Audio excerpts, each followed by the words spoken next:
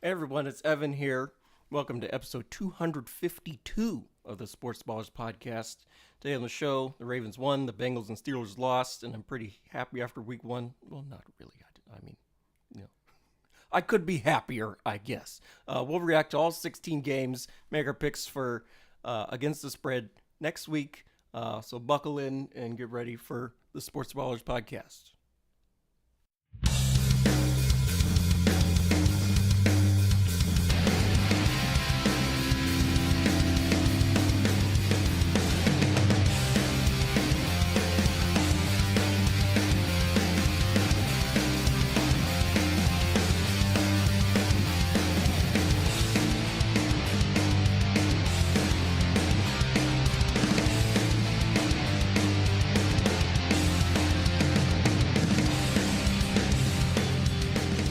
Hello and welcome to the latest edition of the Sports Ballers podcast. I'm Evan Ash, joined as always by Corey Puffett and Eric Meyer. How are y'all doing tonight? Pretty good. Just went to the gym and feeling nice and stretched out and stuff. So not too bad. Good football week last week. Well, good for me and not quite Corey in fantasy, but kind of crappy games, if we're being honest. My team won, like my actual NFL team won. That's true. I got to keep remembering that you have a team and they're not local anymore. Well, if they had been local, they also would have won, to be fair. That's true, although that one wasn't as cool of a win. No, it was not. That was more of an embarrassing win. But, Yeah, no. They didn't cover. I'm doing all right. Obviously frustrated because I had the second highest score in our league this week, and I lost. Only the 8th time that's ever happened in our league's history. But I did win in my faculty league, so at least I've got that going for me. I'm doing all right. I'm doing all right as well. I also split my two fantasy matchups this weekend, so... Were you in the top 3 in both leagues? No. So that's where I was.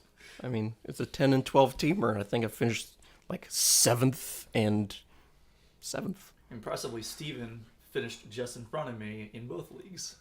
Oh. He was also the second highest in the other league, but thankfully I was not playing him in that one. I was playing Mike Jones. Who? Alrighty, so let's, I guess, get into it. Let me start off with a list of ranked versus ranked matchups in college football this week. All right, that's it. That's all of them. That was it? Yes. Jeez. Mm-hmm. Week 2. Is this week 3 now? Week 3. Week 3 sucks. It does. Usually does. This is pretty normal. Yeah. I believe Notre Dame is playing Ohio State next week, so that'll be interesting. Also in college football, bad weekend if you're the Tigers. LSU and Clemson both got blown out. Is this old? Week. Yeah. Oh, okay. Well, anyway, it was a bad weekend 2 weeks ago then. Somebody didn't check the show notes before they hosted today. Well, somebody was driving down here. For 3 days? I mean, been doing other stuff, right? Anyway, so I think LSU lost again, didn't they? I think they won. Oh, okay. Well, Georgia Tech beat South Carolina State, so there's that. Texas versus Alabama last week. I did not get to see any of it, but Texas won the first time Alabama lost at home since 2019 when Joe Burrow and LSU went to Tuscaloosa and beat them. Let's see. So I guess Gotta ask the question. Oh yes, is Texas back? I'm not sold that they're back. I think Bama might just be down, but we'll see. I guess.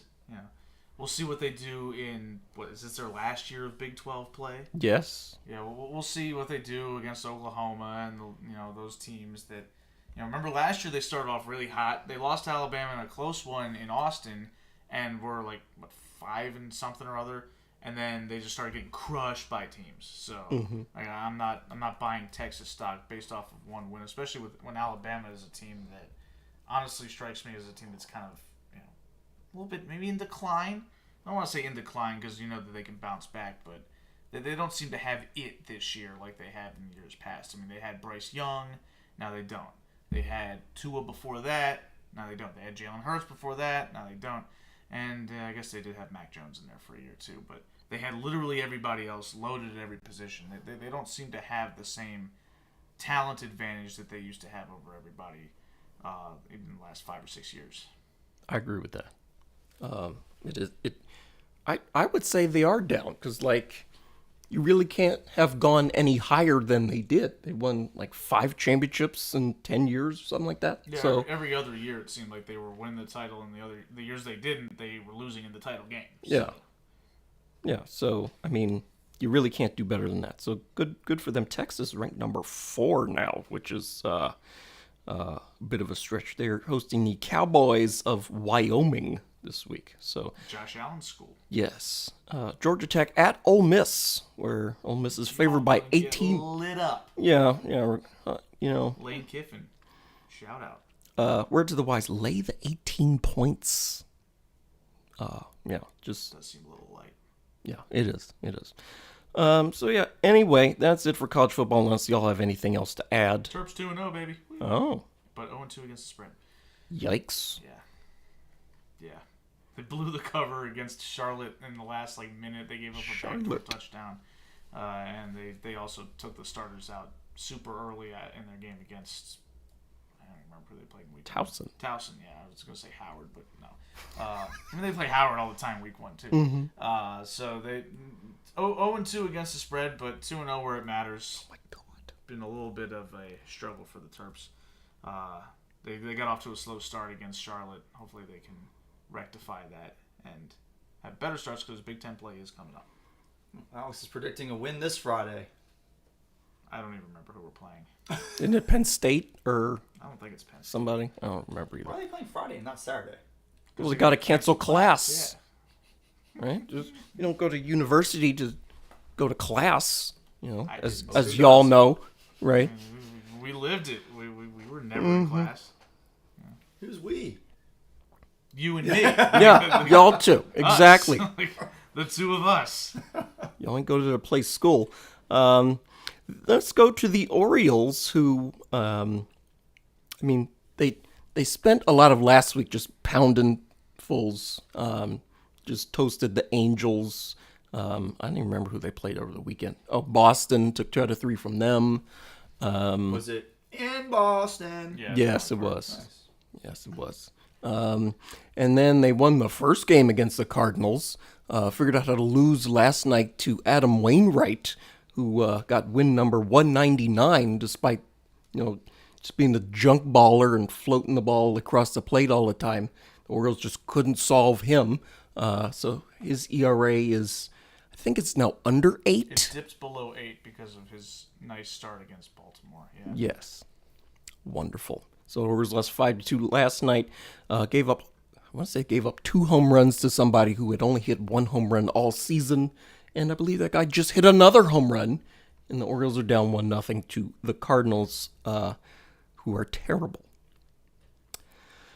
So, I guess the biggest Orioles news is John Means returned to the Orioles for the first time since April of 2022 after Tommy John surgery. So that's great to see him back on the mound.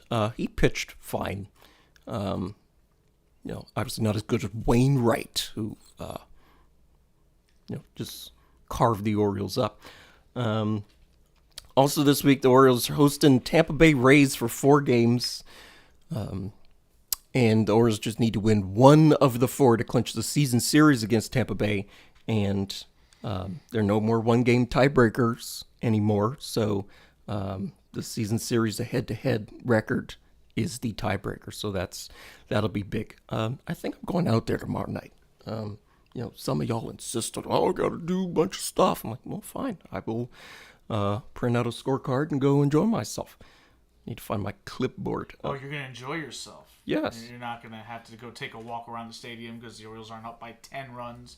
They're only up by 6. Well, when they were up by 6, it seemed like they were, letting it slip away, which happens to this team.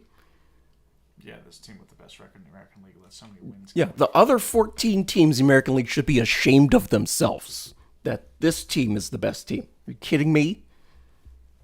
Team's good, man. You need to accept it. It's been 5 months. I mean, there's no flukes after, it's been, 140 games at this point? They're good. But, Ooh, I still see a lot of holes, but maybe I'm, Well, the in Rays too have deep. a lot of holes too, right? They don't have an ace anymore, No. and they don't have their best young player because he's a freak. So those Like are a holes. felon. Yeah. Never gonna see him again. So those are holes. Yeah. No, the Rangers have some holes. We saw that. They're They're done. they might be, but They're they are in done. playoff position as Yeah, we. for now they've had such a precipitous decline since the All-Star break. They lost game and game and game in a row. They're not going to make it, I don't think. I think the Mariners and the Blue Jays are both going to pass them. I think they're cooked. Oh, looking in the MLB At Bat app, the number one app for live baseball, they now have a tiebreakers column in the standings tab. So that's nice to see. So I don't have to look in the individual team's schedule and count manually how many times they've beaten X other team. The Rangers are currently tied with the Mariners for, I guess, the last two playoff spots, and the Blue Jays are a half game behind. If I remember correctly, the Blue Jays and the Rangers are playing right now. Yes, they are tied at 0 in the third. Eric, you don't think I kind of agree with you, actually. I feel like the Rangers are they're sliding a little bit, right? They lost a bunch of games because they had Aroldis Chapman. They brought him in from the Royals, and he just brought the gas can in the mountain like 4 or 5 times. And they were about to win, and then they lost. Well, I mean, certain people on this podcast are familiar with watching that happen from time to time. So I think that I think he's kind of on the decline. The fact that they traded for Max Scherzer, the Warrior God, and he's now going to be on the shelf for probably the rest of the year, including the postseason. Yeah. If the Rangers get there, that definitely isn't going to help them the last 3 weeks of the season when his time in the rotation comes up and he ain't pitching, because he had actually been pitching pretty well from them since he got traded from the Mets. I think that they're just a team in decline. I thought that they were playing a little bit over their heads for the first 4 months, right? Like I thought they were good, they had talent, but I was like, they're not that good, right? The Orioles beat them plenty of times, right? They let the Orioles go down there and they let Grayson Rodriguez pitch well against them back when Gray Rod wasn't pitching well at all. And right? when Jacob deGrom was pitching. Yes. Remember that? So like they're just they don't strike me as a team that is they're doing the opposite of peaking at the right time. They're limping to the finish line, and they might not get over it. I mean, I will say they already took the first 2 of 3 in Toronto. Okay. And I mean, it's all in front of them. They have 7 more games against the Mariners to end the season, the last 2 weekends. So, Well, the Mariners have kind of been doing a little bit of a choking dog impression lately too. They've Well, lost a bunch of games. there aren't enough dogs to be choking now. Yeah, Like, somebody's got to make it. And it's gonna be 2 out of those 3 teams that we talked about. So it's gonna be interesting to see who completely bottoms out. And I would still say the Rangers have to be the betting favorites. I might agree with that. I'm just going to take a look at the Blue Jays schedule right quick. They've got Boston, New York, Tampa Bay, New York, Tampa Bay. Yeah, We're going to need their help? Yes. Oh, because they're playing Tampa Bay. Yes. Yes, 6 times. All right, go Blue Jays then. Yeah, come on. The Rays won today, 5-4. I saw that earlier this afternoon. Yep. So I guess let's turn to the bottom of the American League East, if we could for a moment. Corey, the Yankees are back over 500. Now tied for last place with the Boston Red Sox. Cool. Corey seems less than concerned. I mean, we've been out of it for a few weeks now. Yeah. It's Weeks? football season now, which means that I get to turn my attention away from the Yankees. Mercifully. Well, this is how we lived for years as baseball and football fans. No, it's called decades. Yeah, decades is probably Yeah. accurate. Yeah. It's kind of nice not to have to worry about my baseball team once football season I starts. still paid attention to my baseball team even into the depths of September when we were thoroughly out of it. I'm like, I'm still going to watch them. Well, that's you gonna watch. No, I mean, A, it's a terrible decision. B, I'm a fan of an out-of-area team, which means that I have to go out of my way to find a stream of an out-of-area team for almost 2 decades, and fair. I stayed up. You also 10 spent up to have like the MLB, like whatever it was, like extra innings package, yeah. And so I was up till 1 a.m. watching the Mariners lose every night. You know, I remember like every night, like I would still be up, and you would still be up, be like, what the.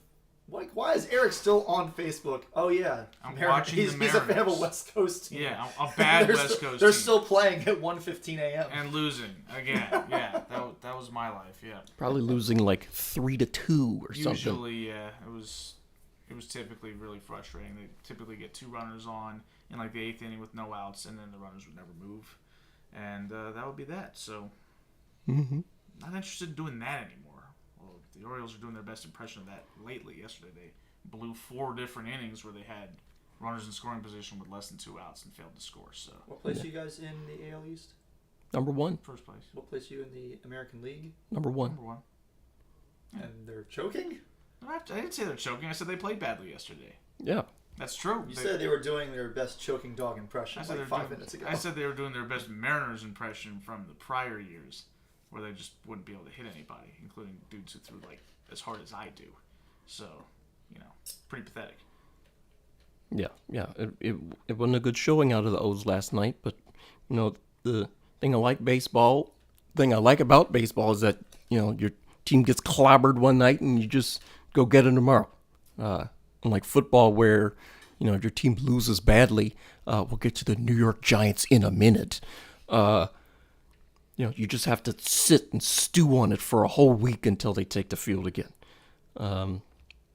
Is that it on the Yankees score? You don't have anything else? Nothing. Okay, well, anyway. Moving on to the National Football League. Ooh. We will start with the Ravens, who beat the Texans 25-9, the first 25-9 game in NFL history. Scorigami. Yes, a scorigami. Of course, it wouldn't be the Ravens without, just season-altering injuries. So Ronnie Stanley, who's been injured for 3 years now, got hurt again. I don't know what happened to him. Tyler Linderbaum got like his ankle rolled up on in a big pile of humanity. I'm honestly surprised it doesn't happen more often. And J.K. Dobbins, he got hurt again, this time a torn Achilles, and he's out for the year.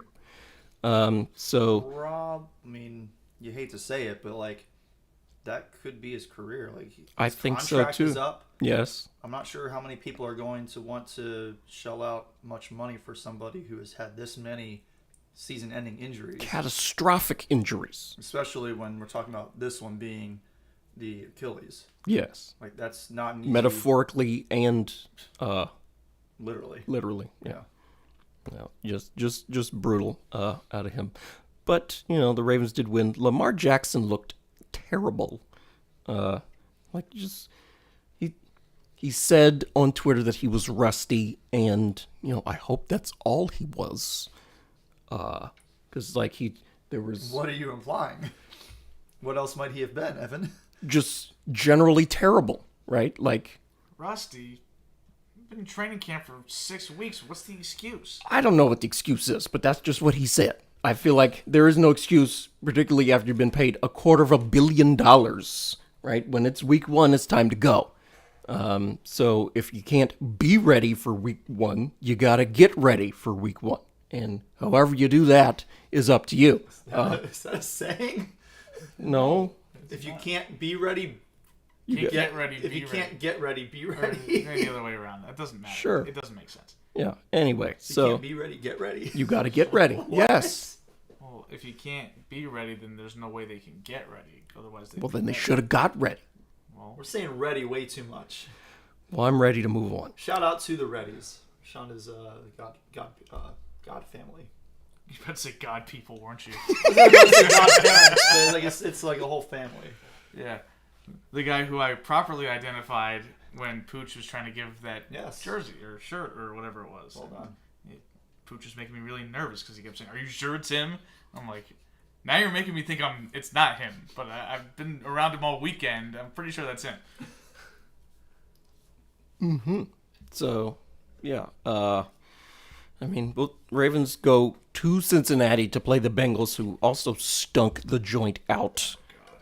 Yeah, like every time the red zone flipped over to that game, I'm like, oh, the Browns are scoring again, and not the Bengals.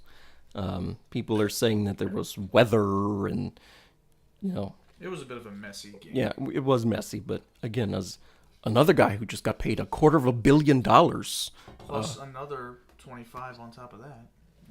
20. Oh. Yeah. Okay. 275 was his number. Oh, okay. Well, Deshaun Watson only got just the regular $250 million. And he's, a sexual predator and won the game. He did win. Unbelievable. So, you can't predict ball. Let's see. Let's go around the league in general, unless you'll have some Saints and Lions input. Well, I mean, the Lions won the season opener. Your Lions. Yes. Corey's Thursday wearing night. his, what's that, Honolulu blue, they call it, or something? This is not Honolulu blue that I'm wearing right now. Oh, okay. This is royal blue, like Dematha blue. Like, Sure. Like Duke blue also. Oh, They also no. use royal blue. But, no, Honolulu blue is much lighter than this. Mm-hmm. And I was wearing my Amon-Ra St. Brown jersey Thursday night when Amon-Ra St. Brown scored the first touchdown of the season. That was awesome. Mm-hmm. Helped my fantasy team out to a nice little lead at the start of the game. Did not last. But really nice game by the Lions. I gotta say, I was really nervous. And I still don't know if I really liked the decision by Man Campbell to go for it on 4th and like 3 or 4 yards from inside of our own 25-yard line in the first quarter of the game in a 0-0 game. Like, it wasn't like you left the offense on it. Like, you ran a trick play. I was very nervous. That's a lot of yards to get, even on a trick play. Well, how nervous could you be? It was over in 3 seconds. Right? Like, they did the fake punt. I saw them lining up, and I was like, "Wait a second! This does not look like our punt formation. Like our punter does not look ready for the ball at all." How could you see all of that? I've been like watching a lot of tape. Corey's been grinding some Lions tape, baby. I've been watching a little too much. He did not forgot what it's like to have a team. He's hooked. You got all 22 access to. I've been watching that too. That was great. I watched every single offensive snap by the Bengals yesterday night because I've got Joe Burrow as my fantasy quarterback. I'm concerned about him. I had no interest in doing that much grinding. I watched Tua instead. He looked fine. The offensive play calling was atrocious. Like some of the worst I've ever seen in my life. It was so bad. So you're saying Zach Taylor might need to be reconsidered. He might be list. on my list. On your list? He might be on my list. You have a list. I might be starting it with him. Oh, you're not starting with Ron Rivera or somebody. Starting a list. Or Cliff Kingsbury. Right now. Who's in Thailand. Cliff is went to thankfully Thailand. Gone. Yeah.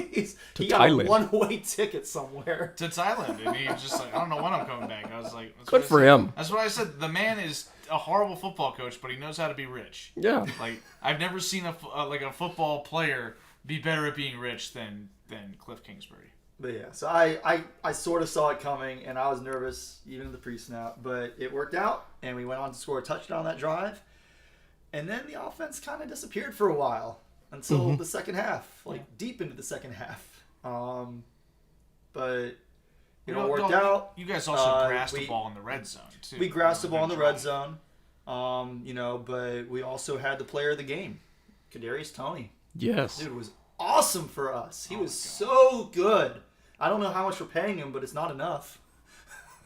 That was a career-defining, awful performance by him. On a standalone game, first game of the year, everybody's going to remember that as the Kadarius Toney game, and not for the right reasons, or at least not for him, the right reasons. You know who he scored more fantasy points than in the game? Sky Moore. Well, yeah, because he actually caught a ball for positive yardage. And for like a yard. And then he had a rush for a minus yard, but the catch still gets him half a point. Yeah, and he doesn't get dinged for the drops. No, he doesn't. He should get dinged. He probably should, but he doesn't. But the Chiefs also had that really weird play that I don't really completely blame him, where he and I think it was Moore, they ran like crosses, and they were almost in the exact same spot when Mahomes threw the ball. Yeah. And Mahomes threw the ball a little low. But I think that an NFL receiver, if he had his wits about him and didn't have a teammate just run directly in front of him, probably would have caught it, but it was just such a weird play. And, I thought that everybody that's saying that, well, the Lions only won because of Kadarius Toney. I'm like, well, okay, but Kadarius Toney being bad is part of football, right? Like, the Lions had people that played badly, too. Marvin Jones had a terrible game, and he was a big part of the reason why the Chiefs were ahead for as long as they were. If Kadarius Toney is so bad that he costs you single-handedly a game, which I'm not saying that that's incorrect. Well, the ball bounced off of both his hands, so that was pretty bad. double-handedly. The still image of the pick six. Yes. It's hilarious. How is the only word you can think when you see it if you did not watch the game live. Mm-hmm. How? The pass is right on the money. Yeah, it was just in his hands, perfect form. Like in his hands, like he's got like good like. It wasn't. He's ready for it. It wasn't like Mahomes threw a rocket either. It was like a 5-yard little just chuck. Like it was really easy. Just throw. a little toss. And like he basically set it like a volleyball player. Yes. Oh, he botches it. Just right to him. He took it to the house. But yeah, I watched all of the snaps of this game on my fancy all 22 on the computer, and because I kind of wanted to feel out the Lions a little bit, try to understand, what was going on with their running game and their offensive line play. And honestly, I didn't think the offensive line was like, it wasn't like they were getting pushed around or anything like that. I think that there were some moments where like miscommunications happened, specifically when the Chiefs tried to send defensive backs, like basically put them up front, put them in the box. And it seemed like they struggled to pick them up. Like a receiver might have tried to, was supposed to be able to chip, and he didn't, and the guy just stood right in Gibbs or Montgomery's way. Yeah, I mean, if you watch like that middle portion of the game where the Lions just kind of like disappeared, like their offense was not working, it was largely because of the run game not just kind of like losing steam. Because early in the game, Montgomery was like getting chunk yardage. Yep. Jameer Gibbs, he only had like 9 carries in the game, 7 to 9 carries. He needs more work, I think, because he was clearly and he will get more. And obviously, as he gets more, the efficiency will come down a little bit. But he was definitely much more efficient with his carries than Montgomery. But I think a lot of that was just that middle portion of the game was largely Montgomery getting the work. And, as you said, the offensive line, I think, was doing a decent job of, setting the edge. But our wide receivers could not block at all. Yeah. And that just that didn't give Montgomery anywhere to go. It also it doesn't help that I think that one of the Lions' shortcomings as a team is, their depth at the wide receiver position. I mean, we know Amon-Ra St. Brown is great. He's amazing. But we don't really have much talent behind him. I mean, we've got Marvin Jones. Yeah, it felt like they relied a little too much on play action in order to get people open in the passing game. And Goff, to his credit, played great. He made the right reads. He put balls on the money. He played as well as he did last year. And, he did his part. But it just felt like the diversity in the offense wasn't really there just because they weren't necessarily able to just beat man coverage with a straight drop back consistently. But, I mean, that's also... You don't need to do that because we know their offensive line is good. We know their running game is going to pick it up. We know those communication issues that they had sometimes are going to get straightened out. And the defense performed pretty well. Even with the drops. Like I was just going to say, they manned up and played well on defense. They got a lot of pressure on Mahomes as well. Yeah, I was just going to say the rest most of the game. Even more so than the offense, the defense is what really impressed me. Particularly, you get to the end of the game and the Chiefs have the ball. You think with the last possession of the game, in a position where they could go down and score a touchdown. Oh, you're going to lose. And I get that, again, there's no Kelsey. Tyreek Hill's long gone. They don't have anybody there really to support Patrick Mahomes from a receiver standpoint other than MVS. And MVS can only do so much. He's not that great of a receiver. He's fine. He's a good second option. He's not a good first option. And he really is their first option at the receiver position outside of Travis Kelsey when he's healthy. So, taking that for what it is, you still have to be afraid of Patrick Mahomes in that situation. It's Patrick Mahomes, and we shut them down. We didn't let them get anywhere, and that I'll take that. Yeah, it was a really inspired performance again. Man Campbell was doing all his Man Campbell things and reminding everybody why we all like him so much. Riverboat Man. Okay, well, let's not do that. But another thing that kind of bothers me a little bit is that I feel like people are quick to criticize every decision that Dan Campbell makes because they want to believe he can't coach because, the kneecaps thing. And because, look at him. He he doesn't look like a smart man's football coach. He's huge, and he's a country boy, right? Like and so people have this stereotype against him. But frankly, Andy Reid and that coaching staff, Matt Nagy, your boy Evan, they did not have a very good game. And of course, obviously Andy Reid's earned his benefit of the doubt. He's going to the Hall of Fame, but that same level of criticism, even just looking at this game, doesn't exist for coaches like that. And I just feel like if every single time Dan Campbell, who has proven himself to be willing to do the crazy in order to get wins, is second-guessed or doubted, then it's going to be impossible for him to ever really get a vibe of I can coach, because people are just going to say, oh, well, he's out of his mind and he's getting lucky when he's winning, and when he's losing it's because he sucks and he needs to get fired. Are we ready to say that the Chiefs are going to desperately miss Eric Bieniemy, or do we need to wait and see what happens when Travis Kelce is back healthy? Firstly, I think you got to see what happens when Kelce comes back, which I imagine will be soon. Like, it could be as early as this week. They've had. I think he had a limited practice today, or he's supposed to limitedly practice tomorrow. Okay, well, so we'll see what happens with him. We'll also see, because let's face it, Kadarius Toney was bad. He dropped several passes, but you can't drop several passes unless you're open, and he was getting open. So if he figures out how to hold on to the football, the offense is obviously going to be much better for that. And we also know that Mahomes is great. We know that Andy Reid's a guy who figures it out. I don't think that Matt Nagy is a particularly big improvement or any improvement, or, the hope is that he would be like maybe a lateral move for Eric Bieniemy, but that's not the case. He's a big step back. I think that the Chiefs are going to be worse this year, but that doesn't mean they're going to be bad. They won the Super Bowl last year. They were the number 1 seed in the AFC last year. But this is kind of what happens for a team when you eventually have to pay your quarterback. I know Patrick Mahomes' deal is much more team-friendly than most, but it still has an impact, and they've let valuable players walk out the door. They got away with it last year with Tyreek Hill leaving, but they also have given up 2 key offensive linemen and replaced them with guys that I don't think are that good. That's going to have an effect. Yeah, I don't really have anything else to add on that game. I don't either. Anything on your Saints, Eric? Yeah. I mean, the defense looked good, but I don't know how much of that was the defense being good or Tannehill just being cooked, because Tannehill threw 3 picks, and 2 of them were just abysmal throws. Like, passes that either shouldn't have been made or weren't even close to the target. And the Saints can't really take credit for that, right? Like, that's just bad quarterback play by the opponent. That's not something that you can expect to carry over from game to game. Although the Saints do have an easy schedule this year, so that is possible that they will benefit from several other quarterbacks on the schedule, like Desmond Ridder, who I didn't think looked very good, or Bryce Young, who had rookie struggles. I think that their performances, they won the game, and they felt like they kind of gave away 3 points right off the jump. They turned the ball over on the opening kickoff, and it led to a quick 3 points for Tennessee. But Derek Carr looked pedestrian, but that's kind of what Derek Carr does, right? And the Titans' defense, I think, is better than people give it credit for, so I understand that part of it. But I thought the Saints, overall, their talent showed out.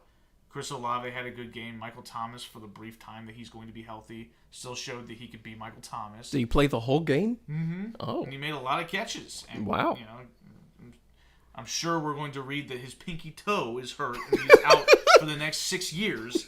And that's coming up down the pipe. But for now, he's playing. And so that definitely helps the Saints offense a lot. And when they get Alvin Kamara back in a couple of weeks, they're going to be in a better spot.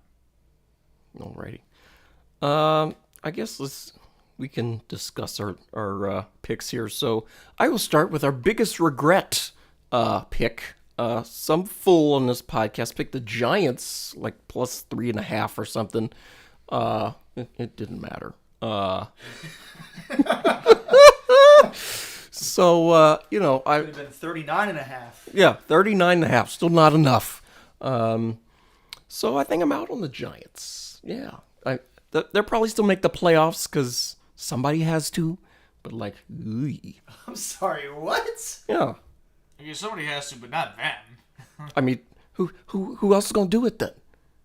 Green Bay, maybe? You think them? I would take them way over the Giants. Yeah. Green Bay actually had a really good Week 1 performance. Yeah. I would take the Bears over the Giants, who had a really crummy Week 1 performance against Green Bay. I don't know That's the Bears. not. I'm selling stock No. with the Bears. I didn't. The have Giants much to are begin literally last in DVOA right now. There's Okay. been By a one wide game. margin. I get it. It's one game, but They by played a good team. wide margin. The The Packers did not play a good team. But they don't adjust this early. They start doing adjustments later The on. In the season. DVOA is not the same as the VOA, as the unadjusted VOA. There are two separate numbers right now. Really? Okay, well that's interesting. There are two separate numbers right now if you look on there. Okay, I'll take your word for it, but I think that I'm looking at right now. The unadjusted VOA for the Cowboys, 86.4. DVOA, 79.1. Okay, well, The Giants is almost the same. It's minus 103.3 for the unadjusted, minus 103.4 for the adjusted. Well, so if we're talking about the Giants, though, for real, I mean, They're in trouble. I think we got two teams in the North that we believe are better than them right now. The Lions and the Packers, I think, have made that statement. I think that the Saints, or there's going to be a division winner, obviously, in the South. So, and then the Cowboys and Eagles are clearly both better. So, you've only got one wild card spot left, and frankly, I think that there's a better chance of somebody in the West doing something like the Seahawks or even the Rams, who looked impressive this week, over the Giants. The Giants looked awful. Like I'm not. I will take the Saints, the Bucks, and the Falcons over the Giants. Yeah, I forgot about the Bucks. The Bucks had a nice week. Yeah, so I mean. So I'm taking 3 NFC South teams over the Giants. Giants, that was rough. I think that should say a lot. That was brutal. Like, at home. On Sunday Night Football, the most watched television show in the history of the universe. And the weird thing is, their first drive, they went right down the field. Yes! Running the ball. They're running the ball, getting first downs, and completing passes. Then they kind of derail with some penalties. You're like, all right, get a field goal on the board, blocked, and the game's over. To the house the other way. Like, of course, no. Much to my chagrin, because both of my fantasy leagues, I've got Dak, and so He scored 40 points, and Dak doesn't even top 8 fantasy points. he had 140 passing yards and no touchdown. And of course, it starts with the fact that the Giants take 7 minutes off the clock just to have the other team score a touchdown without Dak ever touching the field, and then the Giants come right back on the field, and then they had another pick six later. So it was just constant. Oh, the Cowboys are scoring without using their offense. This is wonderful. And I'm just like, and he got scripted out of the game almost immediately. And I'm like, Pollard still had a good fantasy day, 22 points. yeah, because he got the tutters. But it was ridiculous how quickly the quarterback just didn't matter for the Cowboys in that game. And I'm like, I can tolerate losing when my player plays poorly. It's very frustrating when circumstances completely removed from the quarterback result in him never throwing the ball. Like, it just drives me nuts when that happens. And it didn't cost me in either league because, again, in both leagues I was facing Josh Allen, and we'll talk about him later. But, it kind of left the door open when all he had to do was have, a solid game, a 15-point game, and I would have been like, all right, whatever, I'm good. Alrighty. Eric, I'll leave you in the hot seat here. You picked Cincinnati minus 2.5 against Cleveland. Yeah. I think I did as well. You did too. I had a bigger regret pick. Well, I didn't pick the Giants, so this is mine. I mean, again, I feel like the Bengals have had a little bit of a trend of slow starts, right? Like, they had a slow start last year. For the last 2 training camps, Joe Burrow was not healthy, and I felt like that didn't matter. And, 2 years in a row, it seems to have played a part. And, again, knowing that the Browns have a good defense, this division rivalry, and the Bengals were favored as a road team, it should have been clear. And it was clear before. It was nothing for most of the first quarter of this game, and even then I was like, I made a mistake. I was like, they're doing the same Bengals thing. The offense looks sluggish. They don't really look like they know what they're doing. The only saving grace is that Deshaun Watson couldn't figure out how to throw the ball for the first 20 minutes of the game. But eventually he started completing some passes. Amari Cooper got going. Nick Chubb did his thing. And then I was like, okay, well, now the Browns are clearly going to win, and they're going to win by a lot. And I was just like, I should have seen something like this coming, and I didn't. Yeah. That game was just really bizarre from the Bengals standpoint because it felt like maybe not quite 3/4, but definitely more than half of Burrow's passes went to targets that were within 2 yards of the line of scrimmage. I don't know if it was just the sloppy conditions that weren't allowing the receivers to run the full route tree.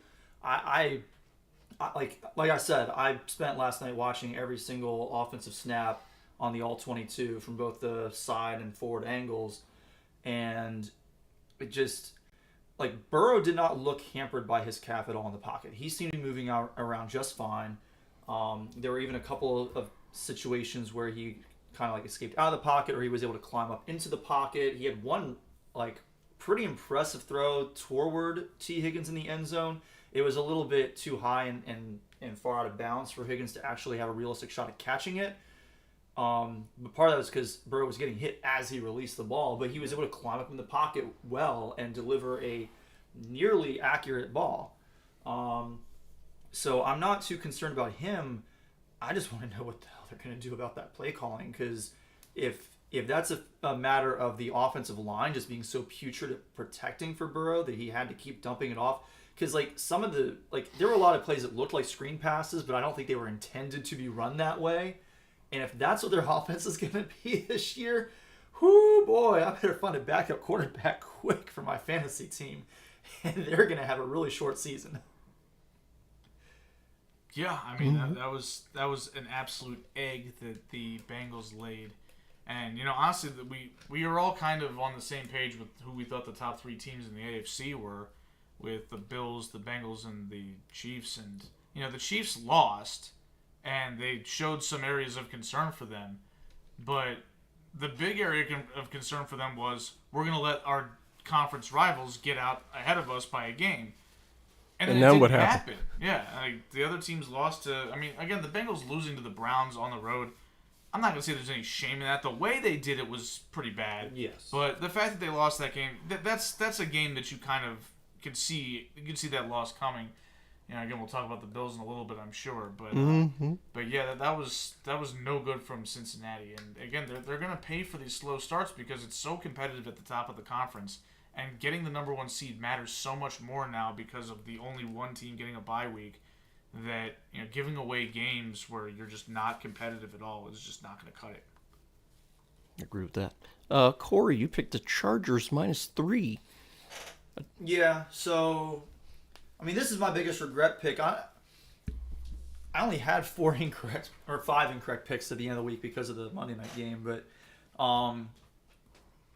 so I had a pretty good week of picking games.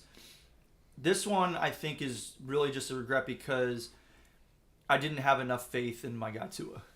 Yeah. I love me some Tua. I've been wanting to be good, and he was really good last year when he was healthy. And, he was... you think about Tua last year, and you get so caught up thinking about all the concussions, you forget that he actually played a lot of games. And he was really good in all of them. Tyreek Hill, guy's pretty good at football. Jalen Waddle, guy's pretty good at football. I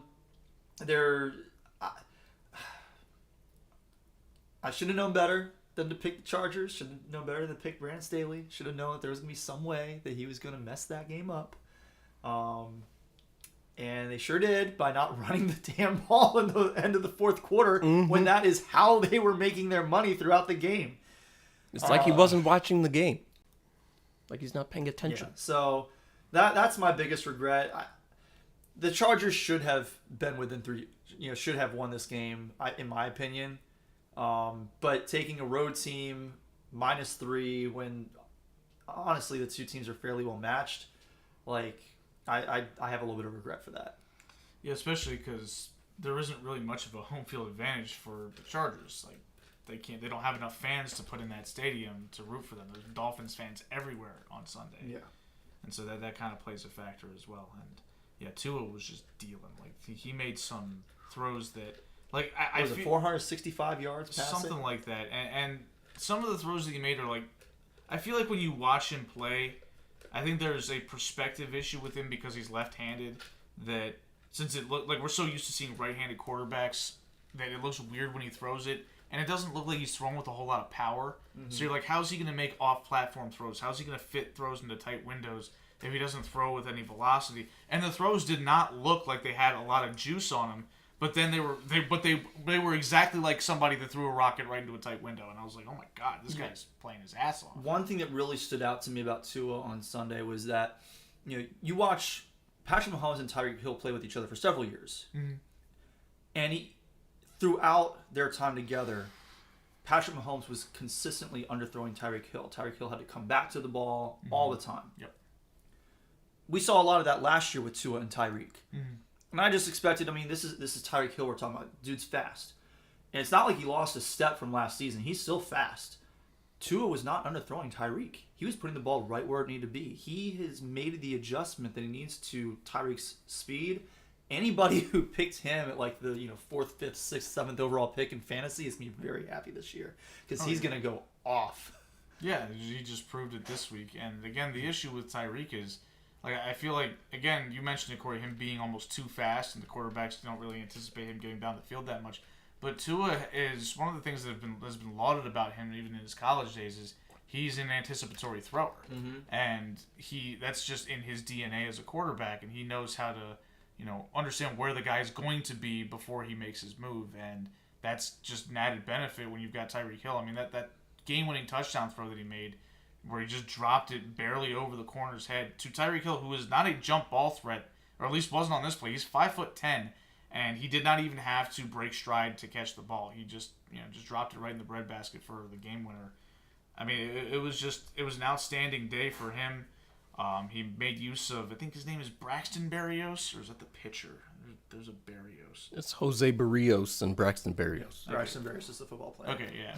The former Miami wide receiver who was drafted by the Patriots, and everybody thought this is the next little white guy receiver for the Patriots, and then he ends up on the Jets, like, immediately. Like, he doesn't even make it through training camp on the Patriots, and now he's with the Dolphins, and he had a big impact on this game. He was getting open, and Tua was hitting him in stride as well, so if he becomes an added weapon in the slot, in addition to what they have outside with Waddle and with Tyreek Hill, and with an improved offensive line, this Dolphins team is going to be an absolute menace to defend, just like they were last year. And I think that their defense did not play great, particularly against the run, but I think the fact that teams don't really rely on the run as much as they do to build their offense around, they still got maybe the best corner tandem in the sport.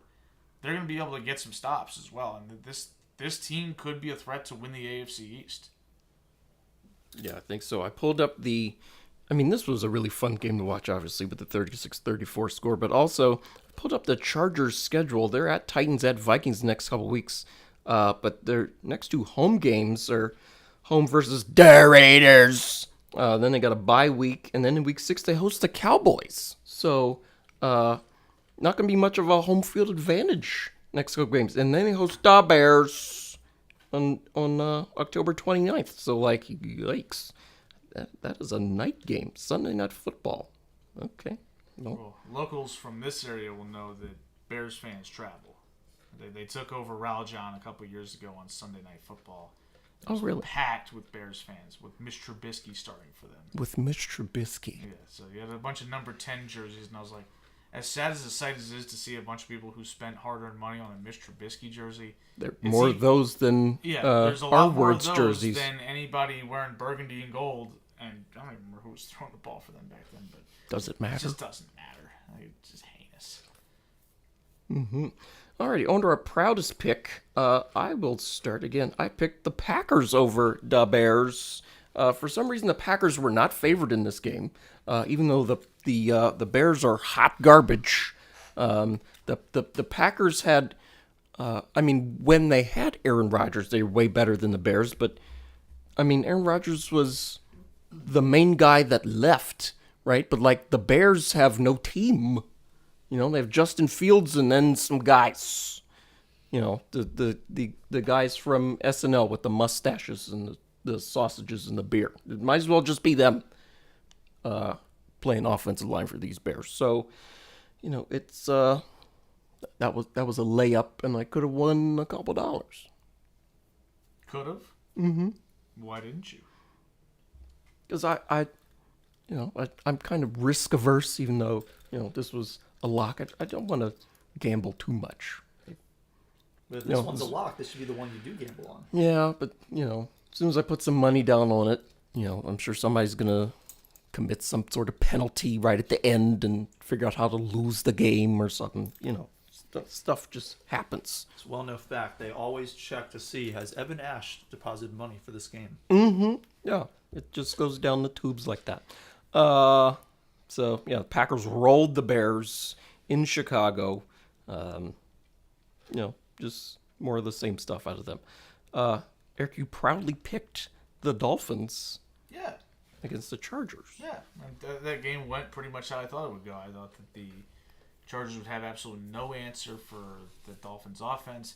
The Dolphins would have won by more if they didn't have 2 botched snap penalties on their first offensive drive, one of which got recovered by the Chargers inside the 20. Penalties or fumbles? Fumbles. Oh, okay. You don't recover penalties. You said penalties?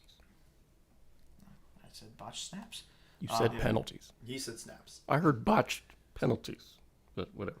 Okay, well, regardless, the bottom line is that they had center quarterback exchange issues twice on their first offensive drive, and one of which ended up being recovered by the Chargers deep in Chargers territory, which cost them at least 3 points, and they won by 2. So, had they had more points at that point, the game would have been a little bit closer. People could have breathed maybe a little easier. But the bottom line is that I felt pretty good about the way everything played out. I knew that the Chargers offense would be able to move the ball just because they've got good running backs. Justin Herbert is fine. He didn't really do a whole lot in this game.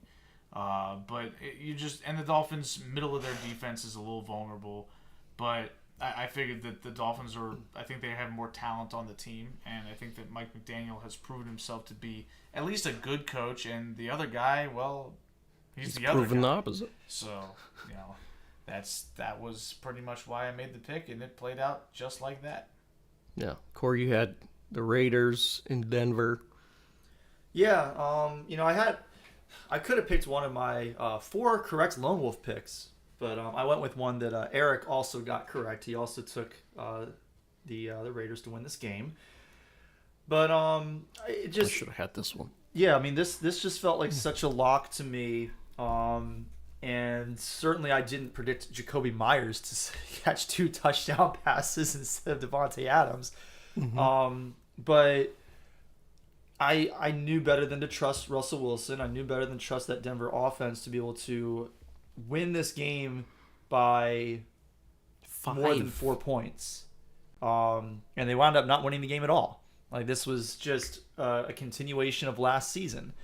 I think last season it was like, if they scored 18 or, if like the offense scored 18 points in every game, they would have finished like 11-6 or something crazy like that. Yep. And we had another one of those. If they had scored 18 points this week, they would be 0-1. But they didn't because their offense sucks. You're 1-0. Sorry, yes, they'd be 1-0. Instead, they are 0-1. Yes, they are. Because they suck. Mm-hmm. Sean Payton forgetting that it's week 1 and not the Super Bowl. All right, onside kick to start the game. Which almost worked, right? Yes. We had a little illegal touching there because somebody touched it after like 9.99 yards just instead of 10. Hit there. It was a nearly perfectly executed surprise onside kick. Kind of funny that he did that. That didn't end up really affecting the outcome. What ended up affecting the outcome was Jimmy Garoppolo played pretty well. Mm-hmm. Right? Like, he played a pretty solid game. The thing about Jimmy Garoppolo is that he is a steady player. He's a solid player. He's not a good quarterback, but he's also not a bad quarterback. That's basically what he was in San Francisco. If he was a bad quarterback, I don't care what the scheme is, they would not be winning all those games. And they won a lot of games with Jimmy Garoppolo in San Francisco. That's true. So we know that he can throw the ball. The one thing that surprised me a little bit was that he was able to push the ball down the field a little bit. Not a lot. Yeah. But like a couple of those passes to Jacoby Myers were down the field. One of the touchdowns was down the field. Whereas in San Francisco, you saw a lot more of like the dink and dunk kind of throws. The only guy that maybe he would push the ball down the field a little bit to was probably George Kittle and like on seam routes. Yeah, but even then, like, he's not targeting guys running outside the numbers on deep throws ever. And Jacoby Myers' deep pass was not, on the like outside the numbers. It was middle outside of the field, but it was also not a seam route. Right. So you typically did not see a lot of those down the field throws to receivers that we saw this week. So, if you're the Raiders, you're encouraged to see that. I don't know if that necessarily like moves the needle on my thoughts about them for the season. But it does give them the opportunity to spread the field enough to hopefully have some clean boxes for Josh Jacobs to have some better games than he had this past week, because he was very involved, but he was fairly well bottled up. Yeah. Well, Jimmy had one patented Jimmy Garoppolo bonehead pick. Yeah. In the end zone there. But other than that, like, I thought he played a clean game. He made, like, the thing with Jimmy is that I never see him make, like, plays where you're like, oh wow, the quarterback made that happen. It's usually just a scheme thing where he dumps it off to Debo, and Debo runs through like the smallest hole. Even though Debo is built like a Mack truck, he somehow like night buses his way into a little crevice and zooms to the end zone. Like, that wasn't really happening there. Jimmy was making it happen on a lot of those plays, and maybe he has a little bit more freedom to do that in McDaniels' offense. People have talked about how with Shanahan, as great as the scheme is, it's pretty rigid. You got to throw the ball where it's supposed to go, and don't get cute with it. If you see an open receiver, you don't really have the leeway to let it rip. You got to throw it where it's supposed to go. Yep. And McDaniels and Garoppolo have worked together before. I mean, he was their quarterback for New England, even as a backup. He started 2 games for them before he got hurt during the Deflategate suspension, and he played well against the Cardinals on Sunday Night Football. He threw a dime to Chris Hogan for like an over-the-shoulder touchdown catch, which is something you rarely saw in New England because they didn't have anybody to go do that. And then, like in the first half against the Dolphins, he was lighting them up, and that's when he went down. Like, he's shown that he can do a little something occasionally when outside the confines of Shanahan's offense. Yeah. He's also shown that if you give him a little bit too much freedom, that's when he starts making the dumb mistakes. But he mostly avoided those on Sunday. And if he can do that, this offense is going to be competent. Yeah. Alrighty. Let's see. The most surprising outcome to me was the Jets winning a couple nights ago. Yeah, Aaron Rodgers made it all 4 plays before his Achilles exploded, and likely took his career with it, because he's 40 years old. I don't see him coming back from this injury. It depends on how much he wants it. I mean, he obviously can. I don't know if it matters much how much he wants it. His age, that injury.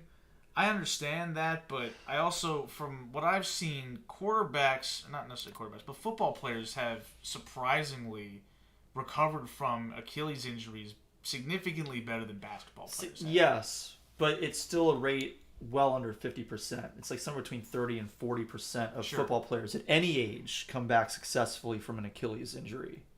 Sure, but in recent history, probably a little bit more favorable given. Yeah, that's fair. I don't know how far back, like, the data I was looking at went. So if it went back really far, then yes, it's almost certainly well higher than that now. I mean, my feeling on it is Cam Akers tore his Achilles in training camp in 2021. Yeah. And he was back for the playoffs. Now, was he as good? No. Is he even a good football player? I don't think so. But it's hard to make the argument that he is when Kyron Williams was. Well, I'll get to the Rams in a little bit. Yeah, but the point is, though, a quarterback. I don't remember which Achilles he popped. If it was his right one, that's obviously going to be worse because that's your plant foot when you're throwing. But if it's his left one, you could probably maybe do a little something with that. Well, I'm like replaying in my head. I think it was the left. I think it was the left. Okay, well, so I'm going to hold out hope that maybe that could happen. But again, it's up to him. Yeah. It's a brutal rehab process. We all know that. And he might not even be able to return if he wanted to by week 1 of next year. Right? Which means he would effectively be out 2 years. He'd be trying to come back the season. He's turning 42, coming off an Achilles. So you're right. It very well might be the last time we've seen him play football. Yeah. Which would be obviously a shame. Like, Aaron Rodgers has had his moments that have kind of made irritated us all shake our heads and make us say, oh, what's up with this guy? But he is a fun football player to watch. He's a superstar. And he was a superstar that finally got an opportunity to play in a huge market. Not that it matters for football, wherever you are, plus especially when you're playing for the Packers. But the glitz and glamour of New York City was something that he leaned into, and the town leaned into him. Oh, the town leaned into him hard. I mean, the whole first episode of Hard Knocks was basically just like a love poem to Aaron Rodgers. And each of the other episodes still had segments like that. And he was one running on the field with the American flag clutched in his hand on 9/11 and all that stuff. And it's like this rah-rah thing going on. and then on the second, they picked up one first down on a penalty, and then he goes down. And as soon as I saw him go back down, I was like, "Oh, that ain't good." Like when you see somebody who stands up and is just like I shouldn't be standing. Like my foot hurts. That's no good. And of course, on the replay when you see that reverberation in the calf muscle, that's a dead giveaway of what happened. Yeah, no, because initially, because they brought him off the field and he got on the he got on a cart, and then he got off the cart and started walking back into the locker room, limping back into the locker room. But when he got off the cart, Rashonda and I looked at each other, and he looks kind of spry. Yeah. Well, I don't know if I would necessarily go so far as to say spry, but it was giving us Paul Pierce vibes. We were like, wait a second, is he just gonna come jogging back out on the field in 10 minutes? Hit 2 threes. He just needed to take a dump, and he's gonna throw 2 straight touchdown bombs to Garrett Wilson or something. So unfortunately, that was not the case. He's done for the year. The Jets season feels like it's over. It feels like it, but they did. And then they won. They won the game. That's the reason we're talking about it during our most surprising segment. Yes. I say all the time that if your starting quarterback goes down, you're screwed. Just cause that's it. But then the Jets defense just started balling out. And then Josh Allen started making mistakes, throwing 3 interceptions to the same guy, getting him $250,000 just in week 1 extra. Did y'all see that? He had his Whitehead got an incentive. He just needed 3 picks for the year, and he got them all in week 1. Yeah. So. You thought that was sauce on one of his picks. I thought everybody was sauce. I just assumed everybody out there is sauce. I'm like, hey, that's got to be sauce. He made a good play. I'm like, no, it's one of their other good players that they had. I'm like, I still don't know what his number is. I still don't know what Sauce's number is. That was 6. I know it's not 3 or 4 because I mistook I think it was 3 6. and 4 for Sauce. I'm forgetting now too, but I think it's 6. Okay, well, I'll take your word for it. But yeah, that was just wild, especially because Zach Wilson came in, and it wasn't like Zach Wilson came in and played better than Zach Wilson is. He played exactly like Zach Wilson. Yeah. He looked terrible. He threw just the dumbest pick. But the defense kept it a minute, and the running game was good. I mean, we saw Breece Hall break away from inside their own 10 for an 80-something yard gain. Lost a little bit of steam at the end. You give him a month and a half, and his stamina will be back. He'll, that one will be a 6-pointer. Instead, you have Garrett Wilson running behind him, forgetting that this guy's not in shape yet, just celebrating instead of trying to get in front of block. He doesn't have the afterburners yet, dude. You got to block. But he had a couple other nice runs during the game, yeah. So he looks like he's healthy. Not quite in football shape yet, but healthy, which is great to see because of how electric he was last year. And Dalvin Cook looked pretty good. Not great, but he looked fine. Yeah. I thought the Jets... He looked like a really good second running back. I thought the Jets showed exactly why they were so hyped as soon as the quarterback got hurt, which is the most heinous part about it. To be fair, they had only had a handful of plays before that, so not a whole lot of time to show why they were hyped. I agree, but I questioned whether or not the Jets were for real this year. Yeah, you guys both left them out of your playoffs. Yes, I did. I had them in, and now honestly, we're looking right. But maybe, but I'm not writing them off necessarily. I think it's a huge long shot. They were one of my last teams in as it was, with the assumption that Aaron Rodgers was going to play the whole season. But they showed a lot of heart. They showed a little something, especially on the defensive side. I'm not going to completely write off the possibility that they could sneak into the playoffs as the 7th seed. It's unlikely, but it's not impossible. Not buying it. Improbable. All right, well, isn't there a mailbag question related directly to this question? Yes, we do have a mailbag. So Rashonda submitted a mailbag question this week and asked, will the Jets continue with Zach Wilson, or do they need to find another quarterback? And if they go the latter route, what are some options if they look elsewhere? I think they just need to roll with what they got. I mean, Zach Wilson, I don't think he's any good, but he's still a first-round pick. They used the number 2 overall pick on him. So he's making probably close to $9 million against their cap. like, where are you going to go get a quarterback just off the street that's going to be somebody you can count on? Colin Kaepernick's agent has reached out to the Colin team. Kaepernick hasn't played football in 7 years. Like, thought it'd been longer than that. Like, let's be serious about Kaepernick. Like, come on. Like we can talk all we want about, his civil rights actions and whatnot. At this point, it's over.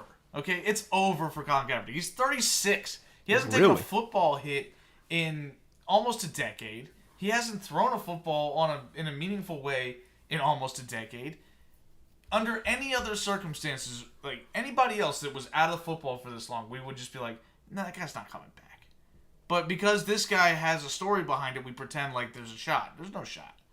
And it's not, in this case, it's not because they blackballed him. He's not getting a shot now because it's over. It's just done, okay? It's finished. Joe Flacco. Yes. Former Jet. Should give a call to Joe Flacco. Joe Flacco was a bad backup. Right? Like, he was already... He's done. There's a reason he doesn't have a job. Matt Ryan. Matt Ryan does have a job, just on TV now.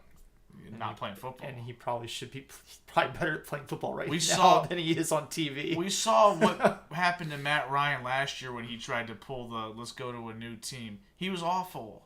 He's done. Yeah, but that was not a good team. So? What difference does that make? I don't know if this Jets offensive line is that good. Matt Ryan's a statue. Mm-hmm. He's going to die. Like, at least Zach Wilson's goofy ass can move around a little bit back there. Like, come on. Like, we watched Rodgers just go out, and we're going to put Matt Ryan out there? No. Shannon Phillip Sharp. Rivers. Oh. Phillip Rivers hasn't played football in a while either. Like, he retired after 2020. Ben Roethlisberger. Oh, no. Ben's not All coming. right, last one. Tom Brady. Yeah. I don't think Tom Brady's allowed. But I think he's the most likely to do it because he actually played football last year, and he's Tom Brady. But I don't think he's legally allowed. I can't think of any quarterbacks that are currently on the market who realistically make sense for the Jets to go after. Some people said Cam Newton, too, and I'm like, Newty's been done forever. Yeah, he's kind of the same situation as some of these other guys. I've never heard anybody call him Newty. Just got a text message suggestion. Ryan Fitzmagic. He was on the Manning cast. Yes, he was. And he switched helmets. He had his Bills helmet on, and then Josh Allen fumbled the ball away, and he switched to his Jets helmet. Very nice. Yeah, I don't think that Fitztragic is the move here. I don't think he wants to be the move. About Colt McCoy. I figure there's because if the reason that the Cardinals cut him is because he's washed, then obviously that's not a good move. If the reason the Cardinals cut him is because they want to tank for Caleb Williams, then maybe Colt has something. I don't know. Colt McCoy, I worry about him staying healthy too. Like he's constantly injured. And he's got a lot of mileage on him. Again, I think clobbered all the time. You just roll and hope that your former first round pick turns into something. Yeah. Chance of it happening is virtually zero. But what happens if Zach Wilson does actually play competent football? And maybe you've actually got a quarterback that you can bring back next year if Rodgers doesn't return. Or if Rodgers does return, you say, hey, we can actually move this guy instead of having to have him just sit on the bench. Like that's like they can't Trey Lance him because somebody actually wanted Trey Lance, surprisingly enough. Nobody wants Zach Wilson. Like, somebody wanted Sam Darnold for some reason. Yeah. Over Trey Lance. That's hopefully we won't have to see why that happened. Hopefully Purdy stays healthy. I saw somebody's backup quarterback power rankings on Instagram the other day, and he was like, you should have been doing something else. Like, are you kidding me? How is Sam Darnold number 3? He's got arm talent or something. Behind him, I would easily take over. He had that one really nice run against the Broncos on Thursday Night Football. And he had 2 decent games with the Panthers a couple of years ago to start the season. Sam Darnold sucks. He can't play. Yeah. But as pointed out by some folks, back in the day, backup quarterbacks used to be good. Like they used to be able to come into the game. Like the Bills comeback game that everybody talks about, that was won by a backup quarterback. That was Frank Reich. What was his name? Jeff Hostetler for the that was the Giants. For the Giants. He won the Super Bowl. Yeah. Earl Morrall won the MVP as the backup to Johnny Unitas when Unitas went down. Yeah. So it happens. Dolphins had some backup quarterback. Earl Morrall. Yeah. Okay, same guy. I wrote about him on the blog a couple years ago when I was making fun of Matt Ryan. So Yeah, but anyway, that's. Hopefully Rodgers comes back, but if he doesn't, no. The passing game was also a lot less important to the game during those eras. of the NFL. Of course, it was easier to play quarterback back then. Yeah. Like, a much more significant percentage of your job was handing the ball off at that point. Yeah, and the schemes weren't as complex either. Yeah. So, Eric, you didn't put a surprising game in here. Did we already talk about it? Mine's the same as Corey's because I could not come up with one. Okay. Rams beat the Seahawks in Seattle 30-13. So this was actually one of my lone wolf picks. I got this game right. I did not expect it to happen in this particular way. I still expected the Seahawks to win. I just didn't think that. I thought that 5.5 was a little too rich for my blood. I did not expect the Rams to go out and more than double up their NFC West rival. Stafford looked pretty good. Yeah. Like, not last year's Matt Stafford, but the turned prior into a year's Matt pumpkin Stafford, where last he year. was actually a good quarterback. Yeah. Cooper Kupp was not there, but No. Puka Nacua sure was. Tutu Atwell. And Tutu I love Atwell. these guys. These guys are awesome. I loved on the Fantasy Footballers podcast this week. They do Monday Pun Day, and they had Puka Cooper Kupp Jr. and Tutu did well. That's great. Love it. Love it. A++ all around. Tutu did well. Yeah, like Good for him. what? And then the Seahawks offense was nowhere to be found. You have the most accurate quarterback in the NFL in 2022 in Geno Smith. Okay. Like most accurate in terms of completion percentage, or I think both completion percentage and on-target passes. wow, I believe he was number one in both metrics. He was number one in at least one of the two. I think he was number one in both. Shocking. What about when So you he sort was of average it for pass attempts, right? Because, if you only throw one pass and it's Well, completed, I'm sure that's 100%. they almost always have like a minimum number of pass attempts you have to have in order to qualify for stats like that. Yeah, because the Seahawks just run and run and run But the ball. he threw the ball a lot last year. Yeah, he did. Okay. He threw like 450 passes at least, if not more than that. He might have been over 500 last year. In any case, you have him, you have DK Metcalf, you have Tyler Lockett, you've got a good rookie wide receiver coming in to fill out that receiver core in Jackson Smith and Jigba. Mm-hmm. You've got Kenneth Walker and Zach Charbonnet. Like you've got a team here, and who's blocking for all these people. You can do at home. Well, their two starting tackles both left the game with injuries. Fair, yes. But there's also I don't think that makes a 17 or 22 and a half point no, difference. especially because I don't know who either of those tackles were. So it's not like you lost. I don't two think they were All-Pros. good. It's not like you lost two All-Pros and replaced them with bums. You lost probably two pretty mediocre tackles and replaced them with bums. So it happens. It's just I don't know what it was. It was a little awkward. I think sometimes we forget because we assume the Rams are done, and they probably still are. But they've got talent on the team, right? Like Aaron Donald is still a beast. Like he's still maybe a top 5 defensive player in all of football, and might be selling him short. Not to suggest he's number 1 still.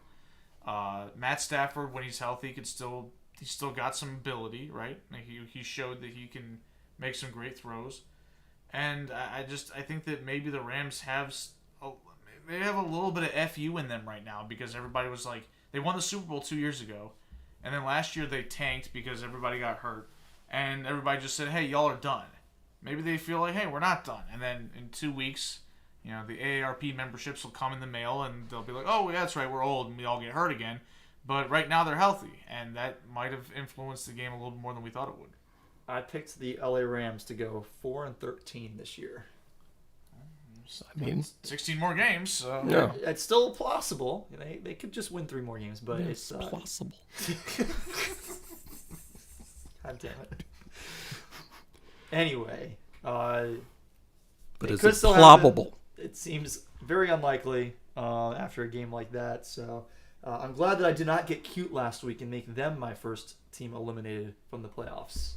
Still don't think they're going to make it, but now Eric might have just a little bit of cause for nervousness. I'm not nervous yet. No, you picked them. I killed the Rams and you all thought it was a good idea. So. I did. Like I said, I did too. I had them winning 4 games. I still think they're not any good, right? Like, We'll see. most teams win a game, but over the whole breadth of the season. Sure, but 30-13 on the road against a presumed playoff contender is surprising. I mean, certainly. All right. I mean, are there any other games from week 1 we want to talk about that we didn't? I feel like we covered most of it. Covered like the big ones. Yeah. Did we mention Chris Jones got his? Yeah, Chris Jones got his money.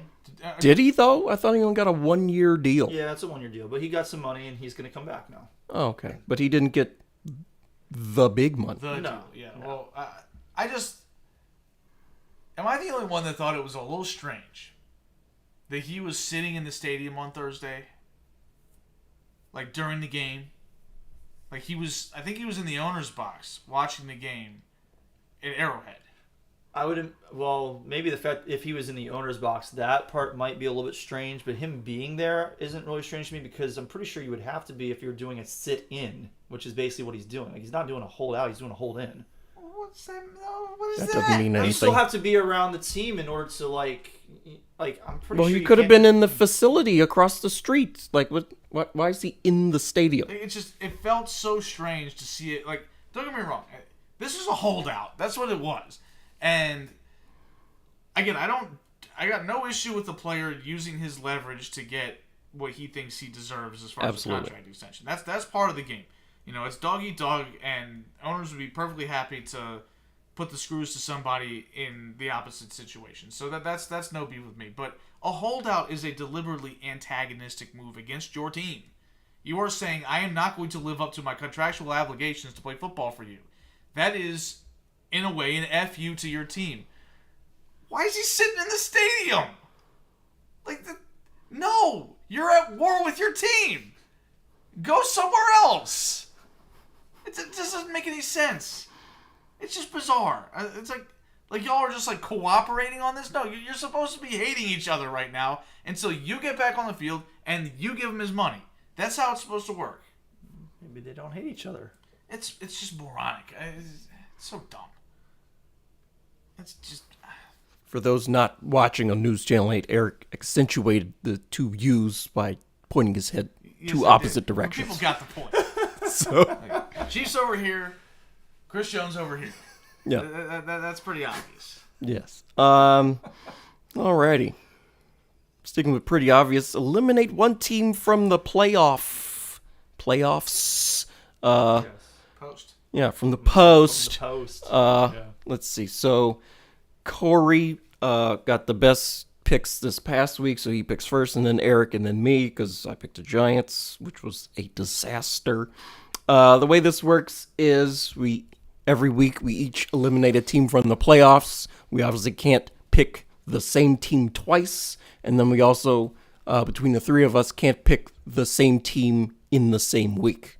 Yep. So, and then the choices are based on how we did in the game picks the previous week. Yes. So, oh boy, I'm picking last, and I've got to do some research. Well, my pick is pretty easy. I had this team finishing with a pretty rough record as it was. I had them predicted for 5-12 on the season. I had a few teams worse than them, but they just looked so putrid this week. I'm going to get rid of the Tennessee Titans. Oh, All right. okay. Okay, I'm number 2 on this list, so I guess I got to pick somebody to kill. I got some options here. This is pretty good. I'm going to roll with... I'm going to do the Carolina Panthers. Oh, I think they got no shot this year. all right. Well, that makes it so much easier for me, Eric, because I will take the Arizona Cardinals. I figured you would. I'm leaving the Cardinals. The Cardinals will be my get out of jail free card later when I finish in last and don't get to pick somebody. I'm saving them for later. Okay. Well, I'm getting maximum points on them. Yeah. Oh yeah. Well, you should because they were the easy 1-1 as far as I'm concerned. Yeah. Well, so that's 2 NFC teams eliminated so far for Eric. Evan and I have 1 of each now. All right, I have to pay attention to that. So don't eliminate 10 from one conference. You could do that. Good. I think I wound up doing that last year as a strategic move. It did not work because Evan won easily our eliminated team contest anyway because I got all of them right. You got every single one right. Yeah. Yeah. You know, to toot my own horn. You know, I got all of them right. Speaking of our picks contest, obviously, you know, as we went over, I got first place in that last week. Eric got second. Evan got third. Congratulations to our fan winner from week 1, James Daly. Got 8 correct picks, which tied with Evan. So we did not have any fans beat any of us, but we did have one tie you, Evan. Okay. So step your game up. It's good we have fans, plural. So what did I go, 9-7? Yeah. I You went guess 9-7, I won 11-5. So we made money. Evan lost money. I mean, if I had bet money, I would have lost it. Yeah. I made good money. Yeah, you came out pretty good. Yeah. Yeah. So yeah, we have best and worst of week 1 per Shots' quick reads. No longer Football Outsiders anymore because there's something has You happened with posted that. on some fantasy website or something. Yeah, it's FTN. called FTN Fantasy. FTM Fantasy. Okay. So the best quarterback was Tua Tagovailoa with 240 of something. DYAR. Defense adjusted yards above replacement. Yeah, So what is the unit for that? DYAR? It's not yards. It's just you can call it yards. That's fine. Sure. Okay. It's And defense adjusted yards over Above replacement. replacement. Yeah. oh boy, that's a lot. The worst was Danny Dimes minus 231. I didn't realize that we brought him back up to dimes. He was pennies, and then we let him go up to nickels last year. I think he's down to like half pennies. Well, he has a lot of dimes because he's making a bunch of money. So He is. I mean, in that case, it'd be like Danny Dollars. well, he ain't that. No, Not he's even Danny not. Quarters. No. He's a bum. That's what he is. Yeah, he was bad. Running backs by total, Aaron Jones with a nice 69 Nice. Notice the this first exclamation week. point I put in there. Yeah. Just to- And then the worst running back by total was someone called Deion Jackson. yeah, he plays for the Colts. Yeah. He had multiple fumbles, Oh, which is always jeez. going to kill you. You can't put the ball on the Fumbles turf, will man. absolutely crush your Like- DYAR. Like you could have like 150 all-purpose yards and 2 touchdowns. You throw a fumble in there, you're like middle of the pack for the week. Yeah. Well, this guy did 2 fumbles and he didn't do anything spectacular while he actually held on to the football. So Yeah. he's toast. Yeah. Running backs by rushing only, Josh Kelly, 61. I believe with the Chargers. Yes. Yes. He was very good. Yeah. Much to my chagrin because I have Eckler and he was taking. I think he had had almost as many touches as Eckler. Yeah, and the worst was Cam Akers, the aforementioned bad football player from Eric. living up to the reputation. Yes, Yeah. because the Rams were using a lot of Kyron Williams. And Cam Because Akers, Kyron Williams is better. he is better. Cam Akers got that minus 37 while scoring a touchdown. He scored a touchdown. Yikes. Much to my chagrin because I'm like, really, this guy got a touchdown from Mayo right before and whatever. You won. I did, but at the time I was frustrated. Okay. Kinda. I was in control, so I was like, eh. Pass catchers, Brandon Ayuk, 97. He was the best. And I Beat think out Tyreek Hill, which, Which is pretty impressive. Well, 'cause- Ayuk was very good. Well, because Had 2 touchdowns. the thing is, Ayuk was 9 for 9 on targets. Oh, that'll help like, you. There was yeah. some, like, Tua had some incompletions on targets. Yeah, I too. think he was like Hill. 11 of 15 targeting Yeah. Hill. and the worst was T. Higgins, minus 58. Yeah, Did he do He anything? had 8 targets, no catches. He had a goose egg, right? Yeah. Yeah, no Oh. catches on 8 targets. So that why does he just- get minus How many 58? times Why has didn't he get anybody 0? ever had that many targets and not recorded the Because catch even in a the game? replacement level player catches a pass once out of 8 times at least. Oh. That's a sub replacement level performance. If you're Well, sub, according to this. Oh, for minus 8? 58. that's Oh. brutal. Like, he never had the ball in his possession to fumble it or anything else. He just couldn't get open enough to catch a ball. Think about how detrimental that is to your team when you get targeted 8 times and you catch no balls. Like, that's killer. Yeah. Okay. On to the game picks themselves. Yeah, let's do it. Corey, did you tabulate the week 1 starting quarterback thing? You're right. I forgot to do that. I need to do that. We can do that for next week. Yeah. 'Cause I will definitely have that ready for next week so we can 'Cause- talk about it. Yeah. I mean, we don't have to talk about it. I'm sure I did terrible at that, too. On to week 2. Thursday Night Football. Vikings at Eagles. There are no picks in our sheet yet, Yeah, which none is of you kind guys of. put them in, but I have mine ready. I just haven't put them in. I don't have mine ready. I'm picking right now. Vikings at Eagles. Eagles are favored by 6.5 points. I'm laying the points and taking Philly. So fly, Eagles, fly on that one. The Vikings, they proved themselves in the playoffs to be frauds. They lost to Tampa Bay at home, which was, fraudulent material. Going on the road on Thursday night against the defending NFC champion, Eagles roll. Minnesota. I think Evan just never remembers how What did I screw up? how poorly he did last year picking Thursday night games, where he always assumed that the road team was going to have a terrible performance. Yeah, that's kind And of. oftentimes the road team actually did pretty well, or at least kept it close. I feel like that's become a little overblown in the last. Way several overblown. years. Okay. Teams have gotten better at getting ready for Thursday night. I'm taking the Vikings here. I'm trying not to overreact too much to the Eagles, rough performance against the Patriots in Week 1. And obviously they are playing at home in this game, but they have to win by a whole touchdown. It's a little bit steep for me. I think the Vikings are still a talented team. I think they're going to get Jordan Addison a little bit more involved this week and start to phase him up to the number 2 receiver ahead of KJ Osborne, which will make a huge difference for their offense. I think they keep it close. I think the Eagles should win this game, but I think it'll be a lot closer than 6.5. What is your rebuttal to Kirk Cousins in prime time? Kirk Cousins had a couple of good primetime games last year. Okay. Well, one of the primetime games he didn't have a good game in was when they faced the Eagles last year. Fair. So that's kind of where I'm coming from. I'm going to take the Eagles. It is a tough spread, but the fact that it never got above 7 makes me want to take Philly. I think that their defense has a good performance. I think that their pass rush gets home, and that just kind of ruins Kirk Cousins' day. He doesn't play well under duress. I think they force a couple turnovers on him, and I think their offense decimates that pretty crummy Vikings defense.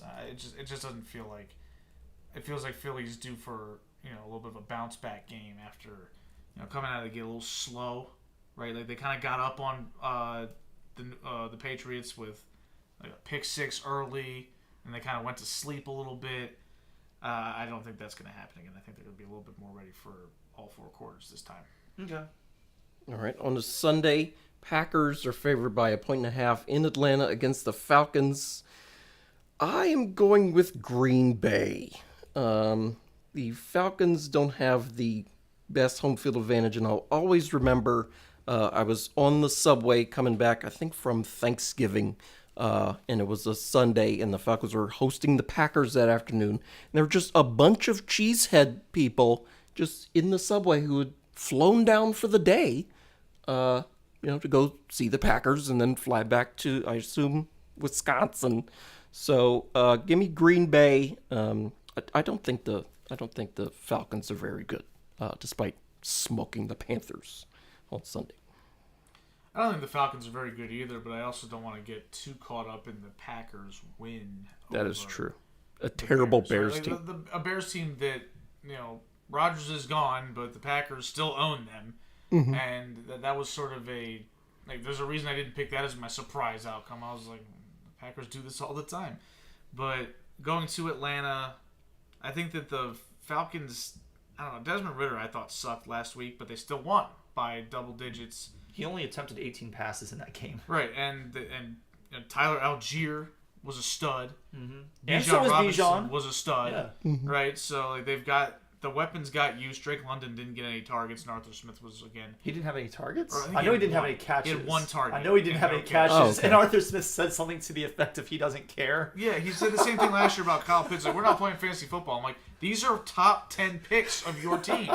You have to care about this. We're not playing fantasy football, but more importantly, you're playing reality football. Yes. You need to get the ball to these guys. You can't Like, keep these are spending top capital on these skill position players and then not targeting them. Yeah, like, that what's wrong makes with me you? feel like you don't know what you're doing in the draft. Why are you getting good players and then not using them? Or you don't know what you're doing. In you the games, you yeah. don't know what you're doing. Like Kyle Pitts, everybody still thinks he's good at football, and yet everybody's like, yeah, this guy can play. Anyway, I'm taking the Falcons. You are. I'm gonna take the points here. You got the colors mixed up, Corey. Oh, I'm picking the yes, Packers. thank you. So that will make Evan. You're going to be lone wolfing because I am also taking the Falcons here.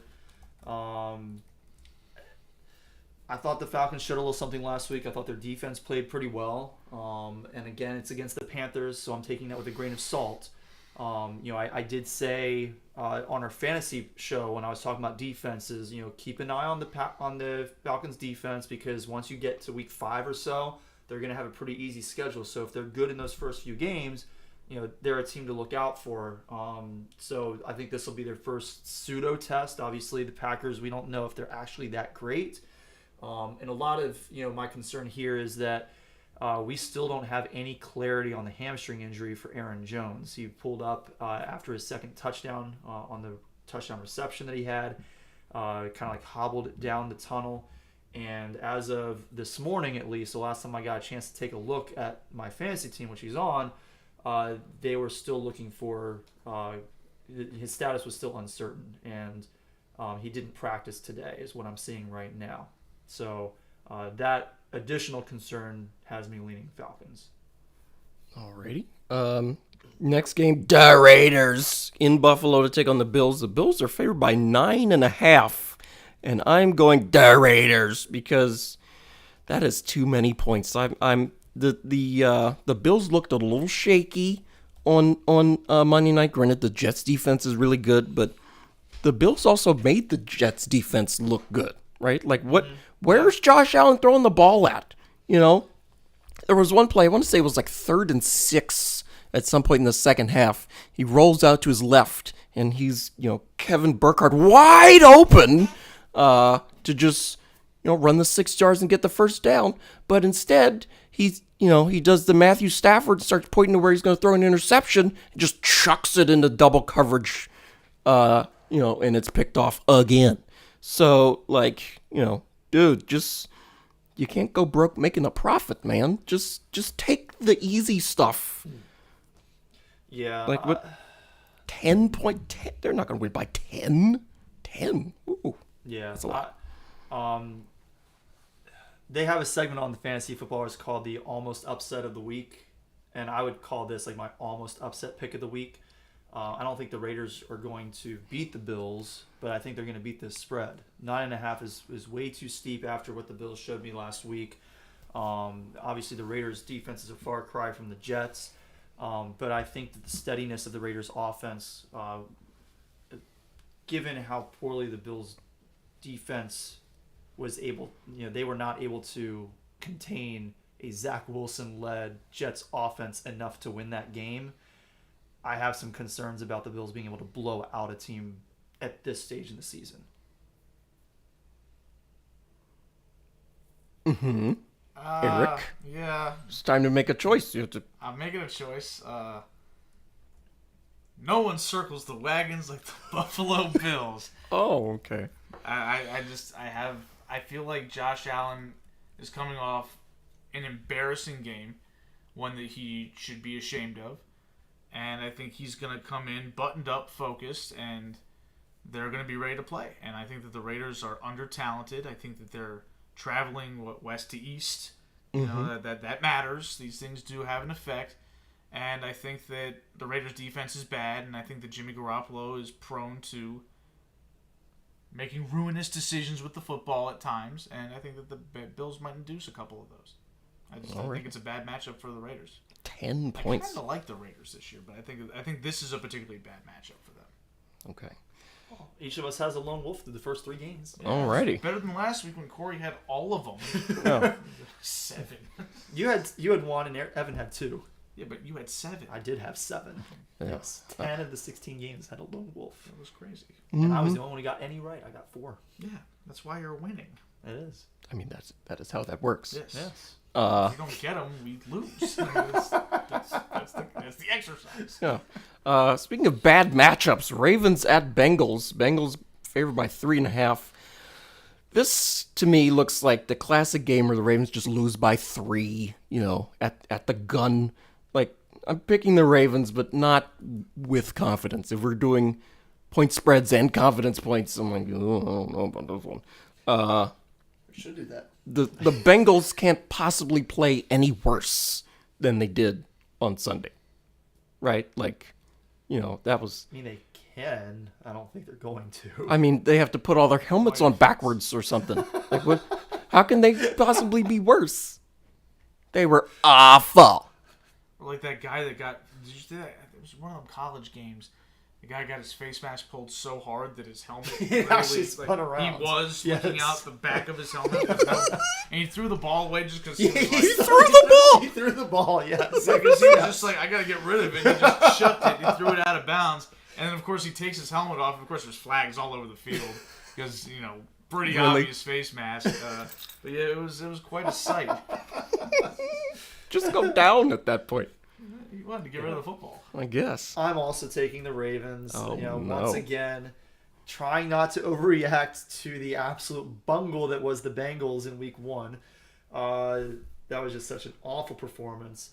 But and I am a little bit concerned with J.K. Dobbins being hurt. Again. But I think that Justice Hill and Gus Edwards combined can still give them good production on the ground. Hopefully Mark Andrews is able to play this week. I haven't seen any updates on him. You're not going to get one until 11:30. Yeah. We're going to be waiting for a while on that one. Yeah. You need him in the other leg. Come on, y'all. Let's go.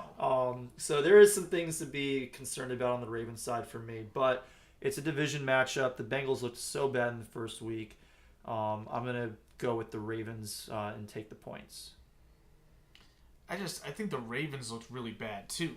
Right, that's a concern. There is that. Like the Ravens got lucky that they were playing a team as bad as the Texans. If they were playing a team like the Browns, they probably would have lost in similar fashion because that's how bad they looked.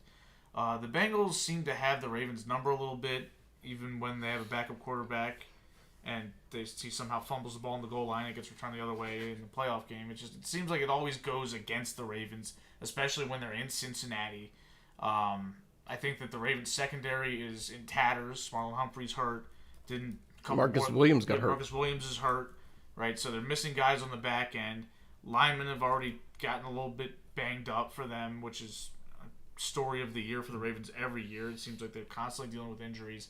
I think that the Bengals right now are healthier, and I'm not going to try to put too much stock in what I saw in Week 1.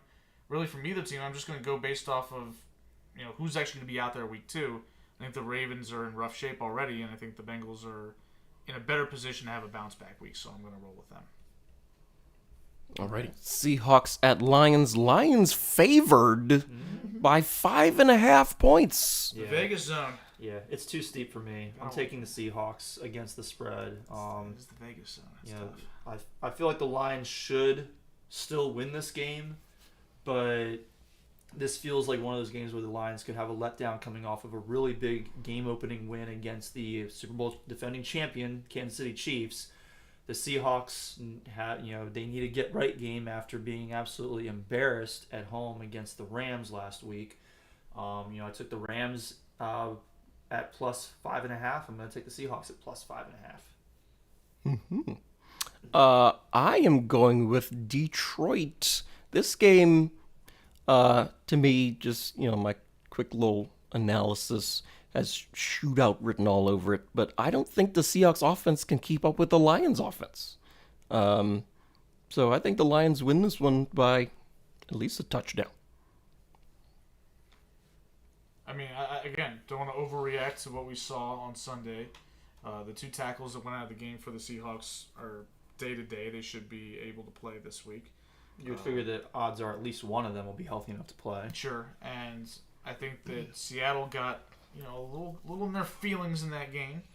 DK Metcalf cost me 1.5 with a late penalties count against us? Sportsmanlike conduct. Oh, Yeah, so nice. I lost 1.5 for a tenth of a point for all 15 yards that he coughed up with that silliness. Anyway, he gets a lot of penalties. He got a lot of penalties last year, as many as DeAndre Hopkins gets. It's very alarming for somebody who has him on his team. But anyway, I think that the Seahawks bounce back too, right? Like I haven't given up on them as a team just based off of there's a reason we thought that game was a shocking outcome. Is because it's not supposed to be like this. Yeah. So I'm not going to draw any crazy conclusions after week 1.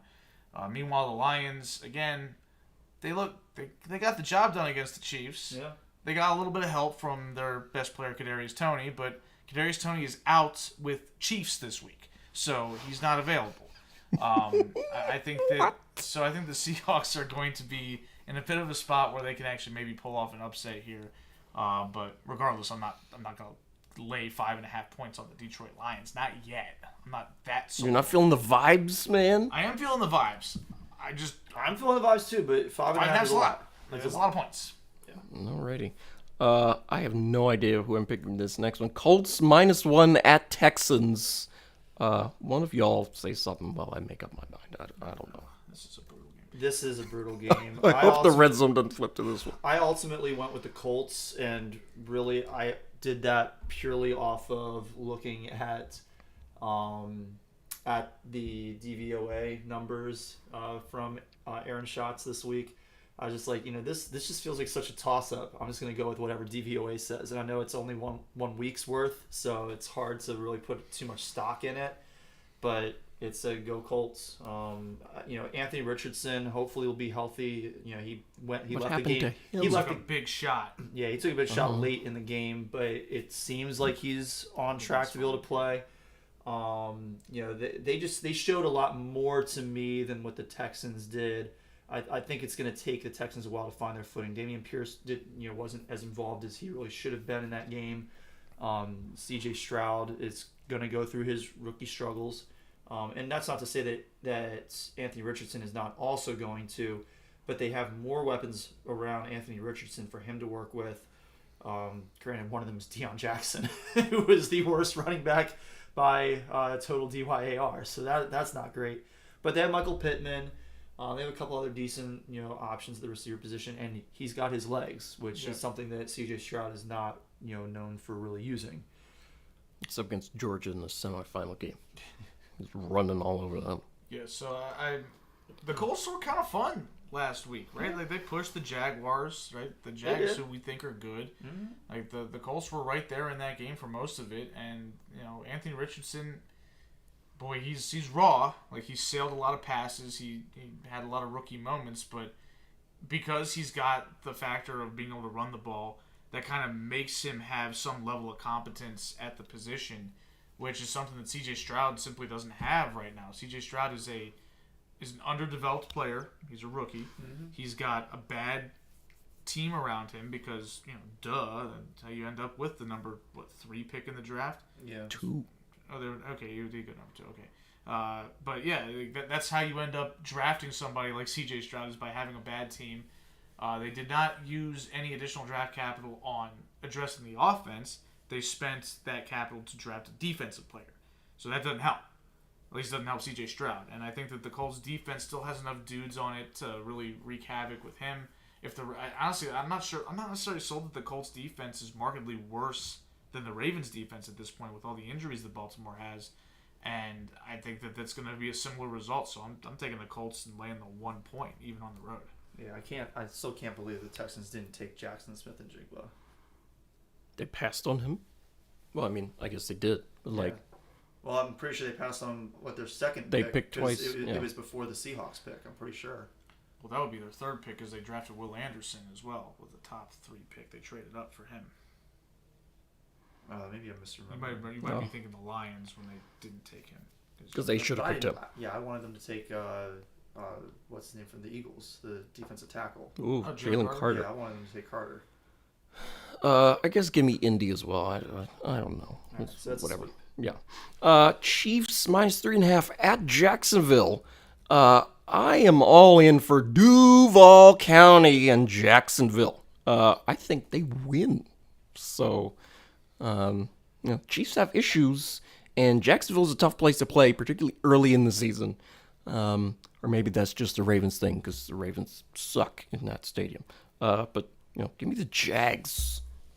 So I'm not necessarily going to go so far as to say I think the Jaguars are going to win, but I am taking the 3.5 points and going with the Jaguars here.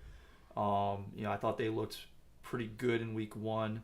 I was a little bit concerned that Christian Kirk was as underutilized as he was, but Zay Jones looked really good. Calvin Ridley looked great. Travis Etienne looked great. Tank Bigsby looked pretty good in the work that he got. I was happy with what I saw from Trevor Lawrence, and their defense looked all right. Again, they were playing the Colts, but The defense did a good job. So obviously there's a little bit of concern that you could have Travis Kelce coming back. That could make a huge difference for the Chiefs. They'll have Chris Jones coming back. That should make a big difference for the defense. Granted, I don't know what kind of football shape he's necessarily going to be in. Is he going to be ready to step out there and dominate in his first game back?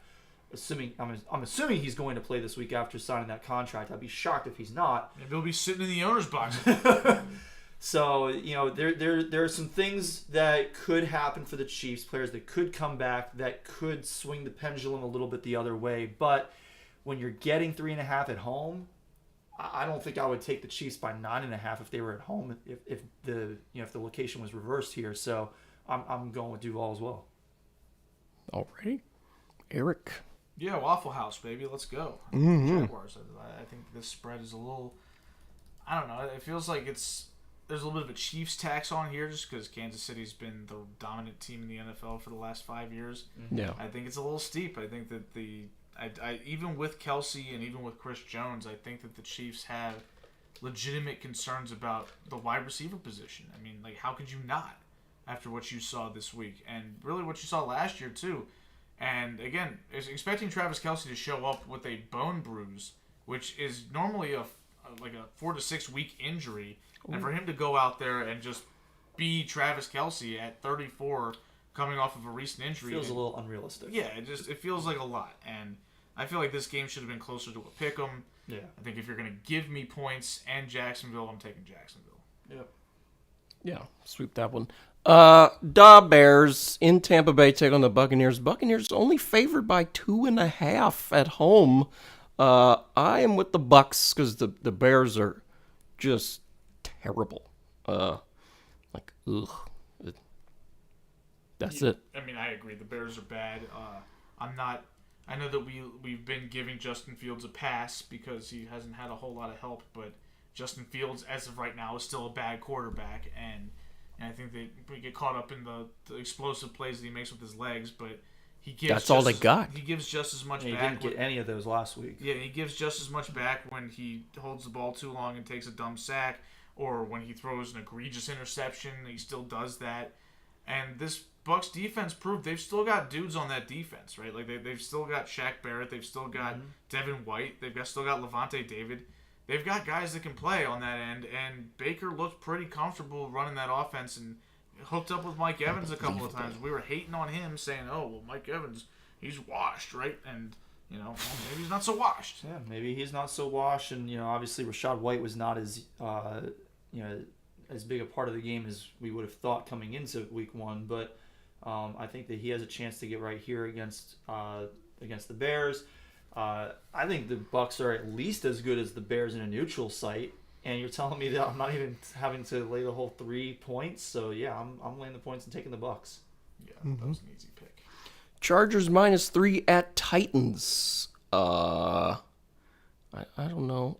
I don't trust the Chargers as far as I can throw them. Go ahead and double down on my biggest regret last week, and I'm going to take the Chargers -3. This one feels like it should be a layup because you look at the Titans last week, they were so bad. I saw some people on Twitter saying that Ryan Tannehill looked like the worst player in football history. In football history. That might be a little much. He was bad. Definitely the worst football player this past week. He was brutal. He was awful. Yes. And unless he just has a complete 180 here, the Chargers should win this one going away. But? No, there's no but. I'm picking the Chargers. Oh. I'm just clenching myself because Sounds like it there's still a makes but. me feel nervous because I'm relying on Brandon Staley. Clenching. There's still that. Yeah. There's still that. Plus, they're road favorites. Yeah. This is tough because again, I don't believe in the Titans either. But man, the Chargers as a favorite on the road. Oh. That's outside. That's what makes it hard. That's what makes the pick difficult. It has nothing to do with the talent or the expectations. It has to do with you gotta pick this team, like this coach. Nah, I'm not gonna do it. I'm not gonna do it. I'm gonna take the points and go with the Titans. Ooh. Yeah. Oh. I'm gonna spice it up. I guess I have to Tighten pick up or somebody. whatever those stupid Yeah. things that they say. I've tightened up a little bit for my Chargers pick. You were hoping we'd all just pick the same, so it wouldn't matter. Yeah. Just ignore the game. But I was like, no, I'm gonna zag here. You know. And by the way, the Orioles lost. Yes, they lost 1-0 to the Cardinals, who suck. And I shouldn't freak out. This is the best team in the American League. No, they got to get it done. Scored 0 against the Cardinals. Got a 0. Chargers are Titans 7. Feeling a little charged up right now, so give me the Chargers. Good grief, man.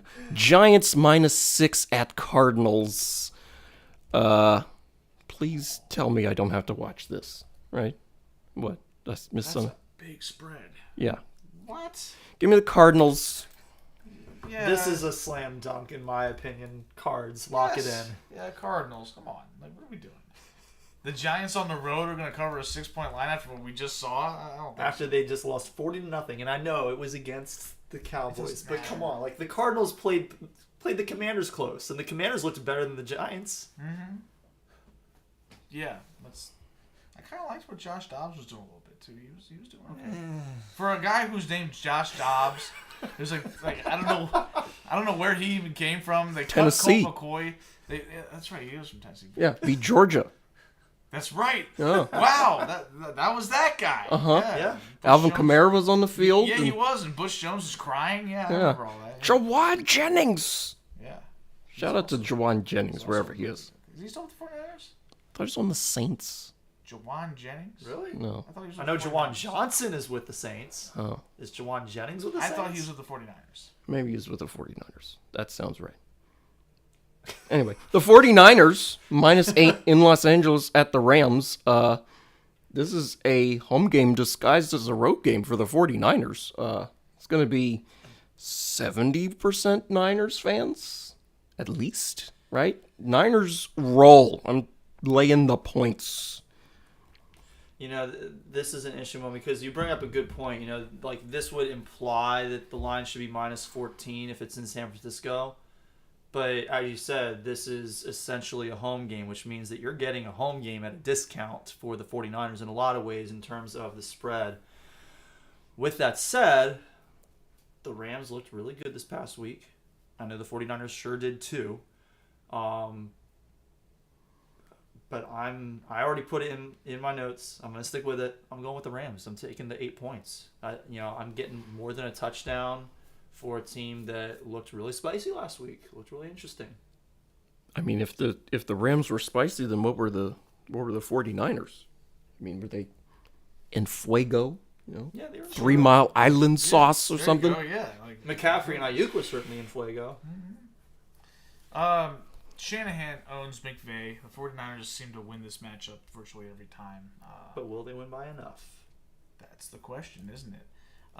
Give me the Niners. I believe in the philosophy of if I don't think the team has a chance to win the game, then I'm not going to pick them to cover the spread. Well, I'm lone wolfing on the Rams for a second week in a row. Worked out last It week. did. Yeah, work good out luck for last that. 425 Jets at Cowboys. This was a much juicier matchup when both quarterbacks were healthy. I can't But- believe we're going to have to sit through 5 more primetime Jets games this season without Aaron Rodgers. Well, aren't they flexing? Can they flex They out Throughout the now? season? That's true. They can flex now. I forgot that they can flex throughout the season now, including Monday games. So maybe we won't have to sit through all of It would those. be rough having to get flexed into a Monday game, though. That would piss me off. I saw somebody. It was either on Twitter or maybe it was one of the guys on the sports or on the Fantasy Footballers podcast. But they said if anybody thinks that the NFL is scripted after Monday night, then Oh, like yeah. All right, yeah, you got one to of get the off biggest that, stars in you the gotta league get is off that just out. conspiracy theory Yeah. bandwagon because He played for nobody would 5 ever minutes. schedule this team for 6 primetime games and then have him get hurt week 1. Right, like Brady's gone, so Rodgers is like either 1 or 2 in terms of face of the league status, and he's playing in New York and he makes it 4 snaps. Really? Like, come on. For this game, I'm gonna go ahead and lay the points. 9.5 is a big spread, but without Aaron Rodgers, I have some concerns about the Jets. Obviously, their defense is going to be really good. That's the only concern I have about this spread is that the Jets' defense could keep it closer. But the Cowboys' defense is also really good. And so it really becomes which offense is better. I think that the Cowboys' offense is probably at least 7 or 8 points better on its own. And the Cowboys' defense, I would put above the Jets. Yep. So I think that makes the difference. So I think it's going to be tight. I think that if, assuming the Cowboys do beat this spread, it'll be like they win by 10 or 11 or something like that. But I'm going to go ahead and take them. I mean, I don't know. Give me the Jets. Oh, jeez. Nobody listens to this show anyway, so nobody else is going to hear that.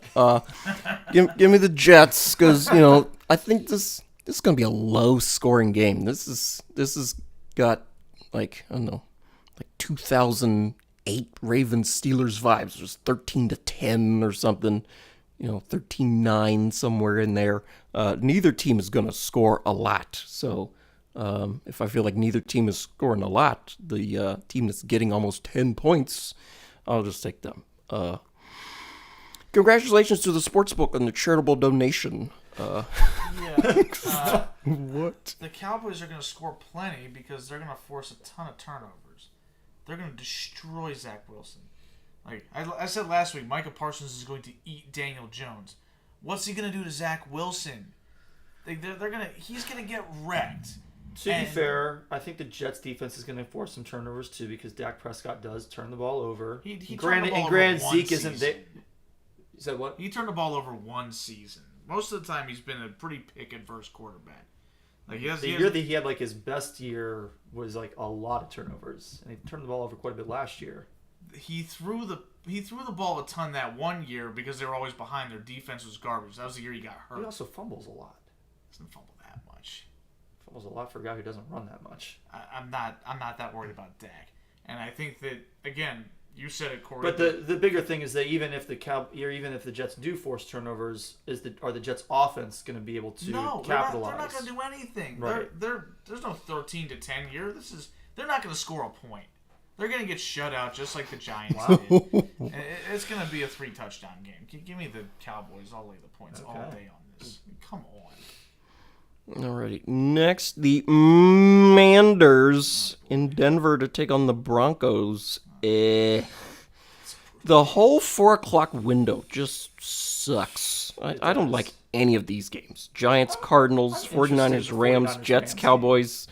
But that's the only one. This is a great week to do some chores on Sunday afternoon. Maybe spend time with your family or something. Bank that family time for future Sundays when there are good games on. Don't get divorced weekend in December too. Yeah, it's no, I hung out with you back in on September 17th or something. Manders. Give me Washington. I'm gonna hate myself for this because 3.5 still just feels like too much with this team, but I'm taking the Broncos. Eric is agonizing over this pick. Well, because Eric was hoping that we could just have a clean sweep and be done with it, probably. A little bit, but that was I'm taking the Broncos too. What Washington did last week was so unimpressive, such weak sauce.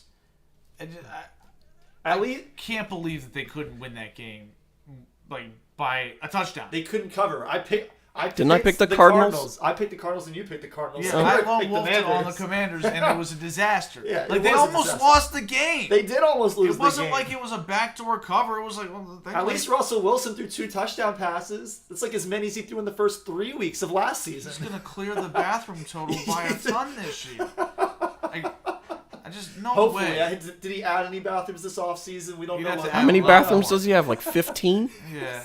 It took him a while. It was like the second to last week of the season. It was looking very good for the bathrooms with about a month to go, and then he got kind of hot. Yeah. Got hotter. Broncos have a unique home field advantage with the altitude. Yeah. As much as I feel like that shouldn't matter because you should be able to acclimate, get there early and acclimate. It seems to matter for some reason. It's definitely going to matter for this stupid team. They're not going to be prepared. Come on. Give me a break.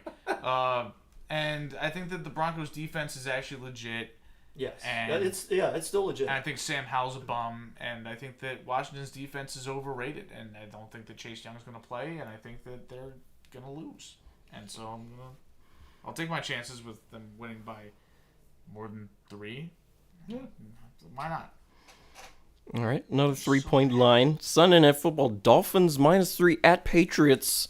Dolphins all the way. Dolphins running away like Tyreek Hill running away from, a regular person. Or an NFL cornerback. Yeah. Who's not a regular person. It's unusually fast person. Yeah. It just doesn't matter. Yeah, Dolphins roll. Yeah, fins up. Well, the Patriots look no. The Tua's like 4-0 or whatever, some ridiculous. He never loses to Belichick.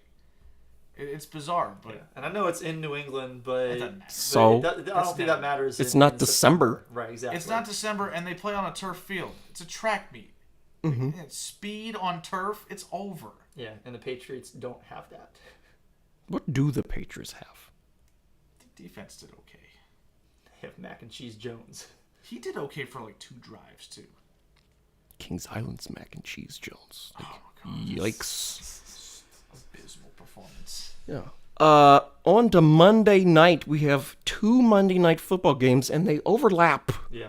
Yeah. It's only an hour between kickoffs. I hate it. No wonder the Mannings took week 2 off. They're like, well, we're not even gonna bother with this. Oh yeah, so the first game. Which one are Buck and Aikman on? I think the second one, Browns Probably the Steelers. second one. Yeah, When it the starts first in the normal game. time, Yeah, the first game 7:15 Eastern. Saints -3 at the Panthers. So I'm gonna have to watch that. Yeah. Yeah. I mean, you don't have to watch it. You could, take care of your responsibilities as an adult No, or something. Congratulations on being a Saints fan. Yeah. They have to play the stupid Monday night game. They couldn't just play at 8:15 like everybody else gets to do. They gotta play at 7:15. I guess I'm taking the I'm Saints. taking the Saints too. Panthers. Yeah, I've got the Saints. I believe it's going to be Chris Fowler and Herbie? no, No. Orlovsky maybe. What is that? You're taking the college football guy and the run out of the back of the end zone guy and saying, let's do this on Monday night? Like, what is going on? I don't know. That's just... At least put RC in there, too. I think there's a third person. I don't remember who it is. Put RC. On to Monday Night Football, I guess. The action. More Monday Night Football. Browns -2.5 at the Steelers. Ooh, I don't like this line at all. I don't like it either. Well, the Steelers haven't lost a home Monday Night Football game in, like, decades. So, I'm taking Pittsburgh. Interesting. I did not know that stat. Yeah. Evan didn't really provide a stat. He just said decades. Yeah, well, I mean, it's been a while. They might have lost one in the interim, but they usually win on up there in night games. Acrisure. Yes. Again, try not to overreact to week 1 and how poorly the Steelers played against the 49ers, who are a really good defense. But you got to be careful not to overreact the other way. Right, well. but you want to make sure you don't exactly Don't want to underreact. Yeah. overreact the other way. Yeah.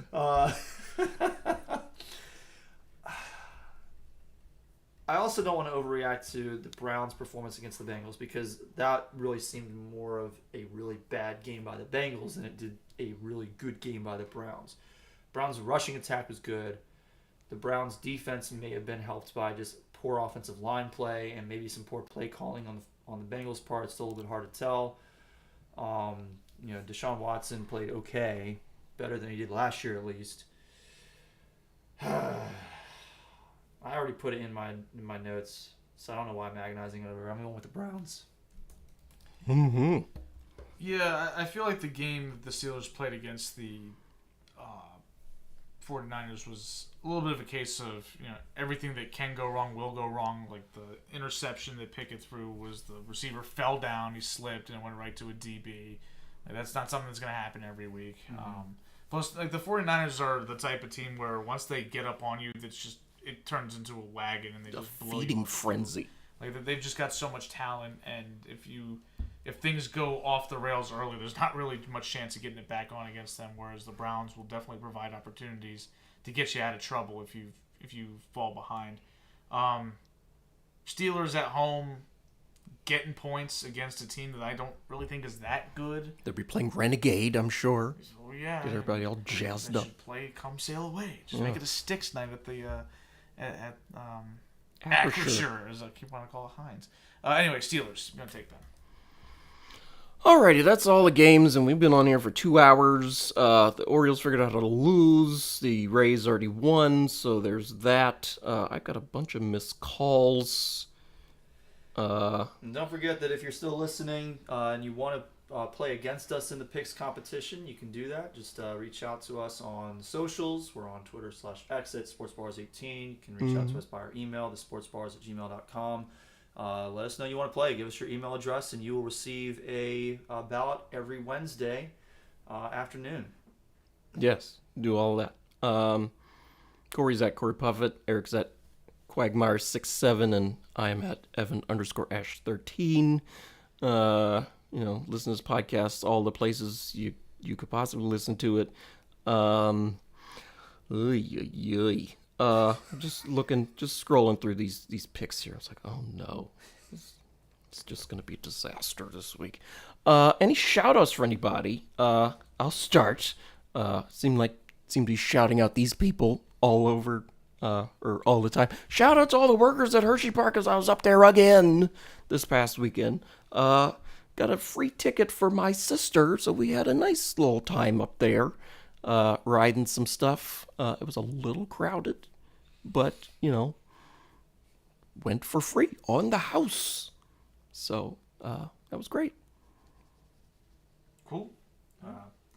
Shout out to the term asterisks, which was used twice on NFL broadcasts and primetime games by one moron and one guy who I thought was better than that. Mike Tirico decided... you said it right this time. Mike Tirico, I should say, decided to declare the Lions' victory over Kansas City as having an asterisk attached to it because football players that were hurt didn't play in football, which happens all the time. Okay, interesting. Not true at all. A lot of asterisks we need to go back and put on we're going to NFL assess games all of them everywhere. Like the Steelers' most recent Super Bowl win. Tom Brady didn't play that season. The whole season. Yeah. Except for like 11 passes or something like that. Longer than Rodgers. But anyway. And then, on Monday Night Football, was it John Perry is the rules analyst for their broadcast? Yeah. So on the electric punt return for a touchdown to win it in overtime for the Jets, there may have been a little tripping going on there right at the end of the run. A guy tried to block one of the Bills gunners or whatever. The guy trying to make a tackle. And he ran by him and seemed to have inadvertently clipped him with his leg.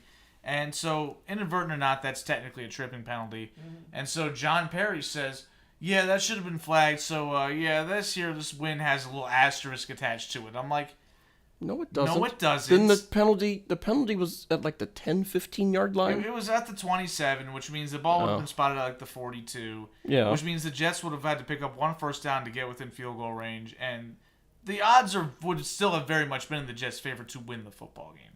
Oh, yeah. So to declare that this missed penalty that wasn't really that big of a missed penalty decided the game and it would have gone the other way or would have been a tie is just frankly ridiculous. And the fact that broadcasters on national broadcasts are suggesting that the outcomes of the game require some demarcation to suggest they're not legit.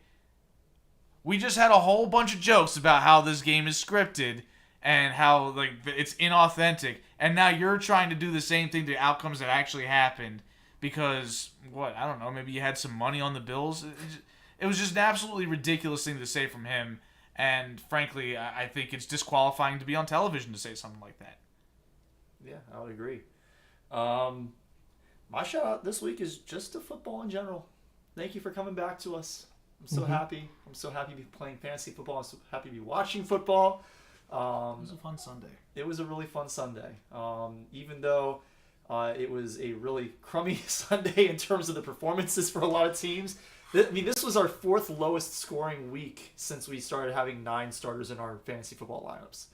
Like, the scoring was way down because the production on the field was way down. We only had like 54 touchdowns or 57 touchdowns total on Red Zone on Sunday, which is like near the all-time low.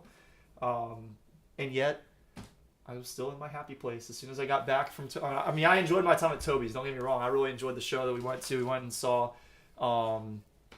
we saw Sister Act at Toby's, and so we didn't get back until like 3:30, 3:45. So, we missed the first witching hour. We missed most of the 1 o'clock window. But, I got on that couch, and I was in my happy place. I fell asleep in the second half of the second games. Just sitting there after, just eating a bunch of snacks, right? Some Doritos and some ice cream and stuff. I'm like, I need a nap.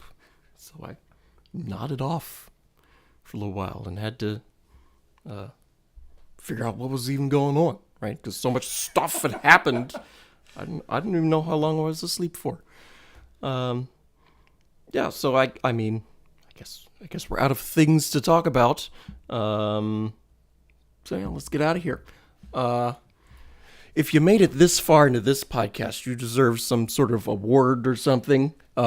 We don't have one for you, but you deserve it. So we do have a championship belt over here, which you finally brought so that I can get it to last year's fantasy champion after the new season has already begun. Well, I had to go get it, right? Like, it was... You should have brought it with you in the first place. I mean, I've been moving for like 2 years. Yeah, so that didn't end up in any of your moving boxes. No. Like, what am I going to use that for? Nothing. Gee whiz. Can you cook food on it? It's big enough, but no. Right? So, like, how's that going to help me? Hey, come on, let's go. Yeah, let's get out of here. So, for Corey, who's giggling, and Eric, who's... Also giggling. Yeah. I'm not giggling as much. Holding it back a little bit. Yeah. I'm Evan. This has been the Sports Ballers Podcast. Thank you all for listening, and we will talk to you next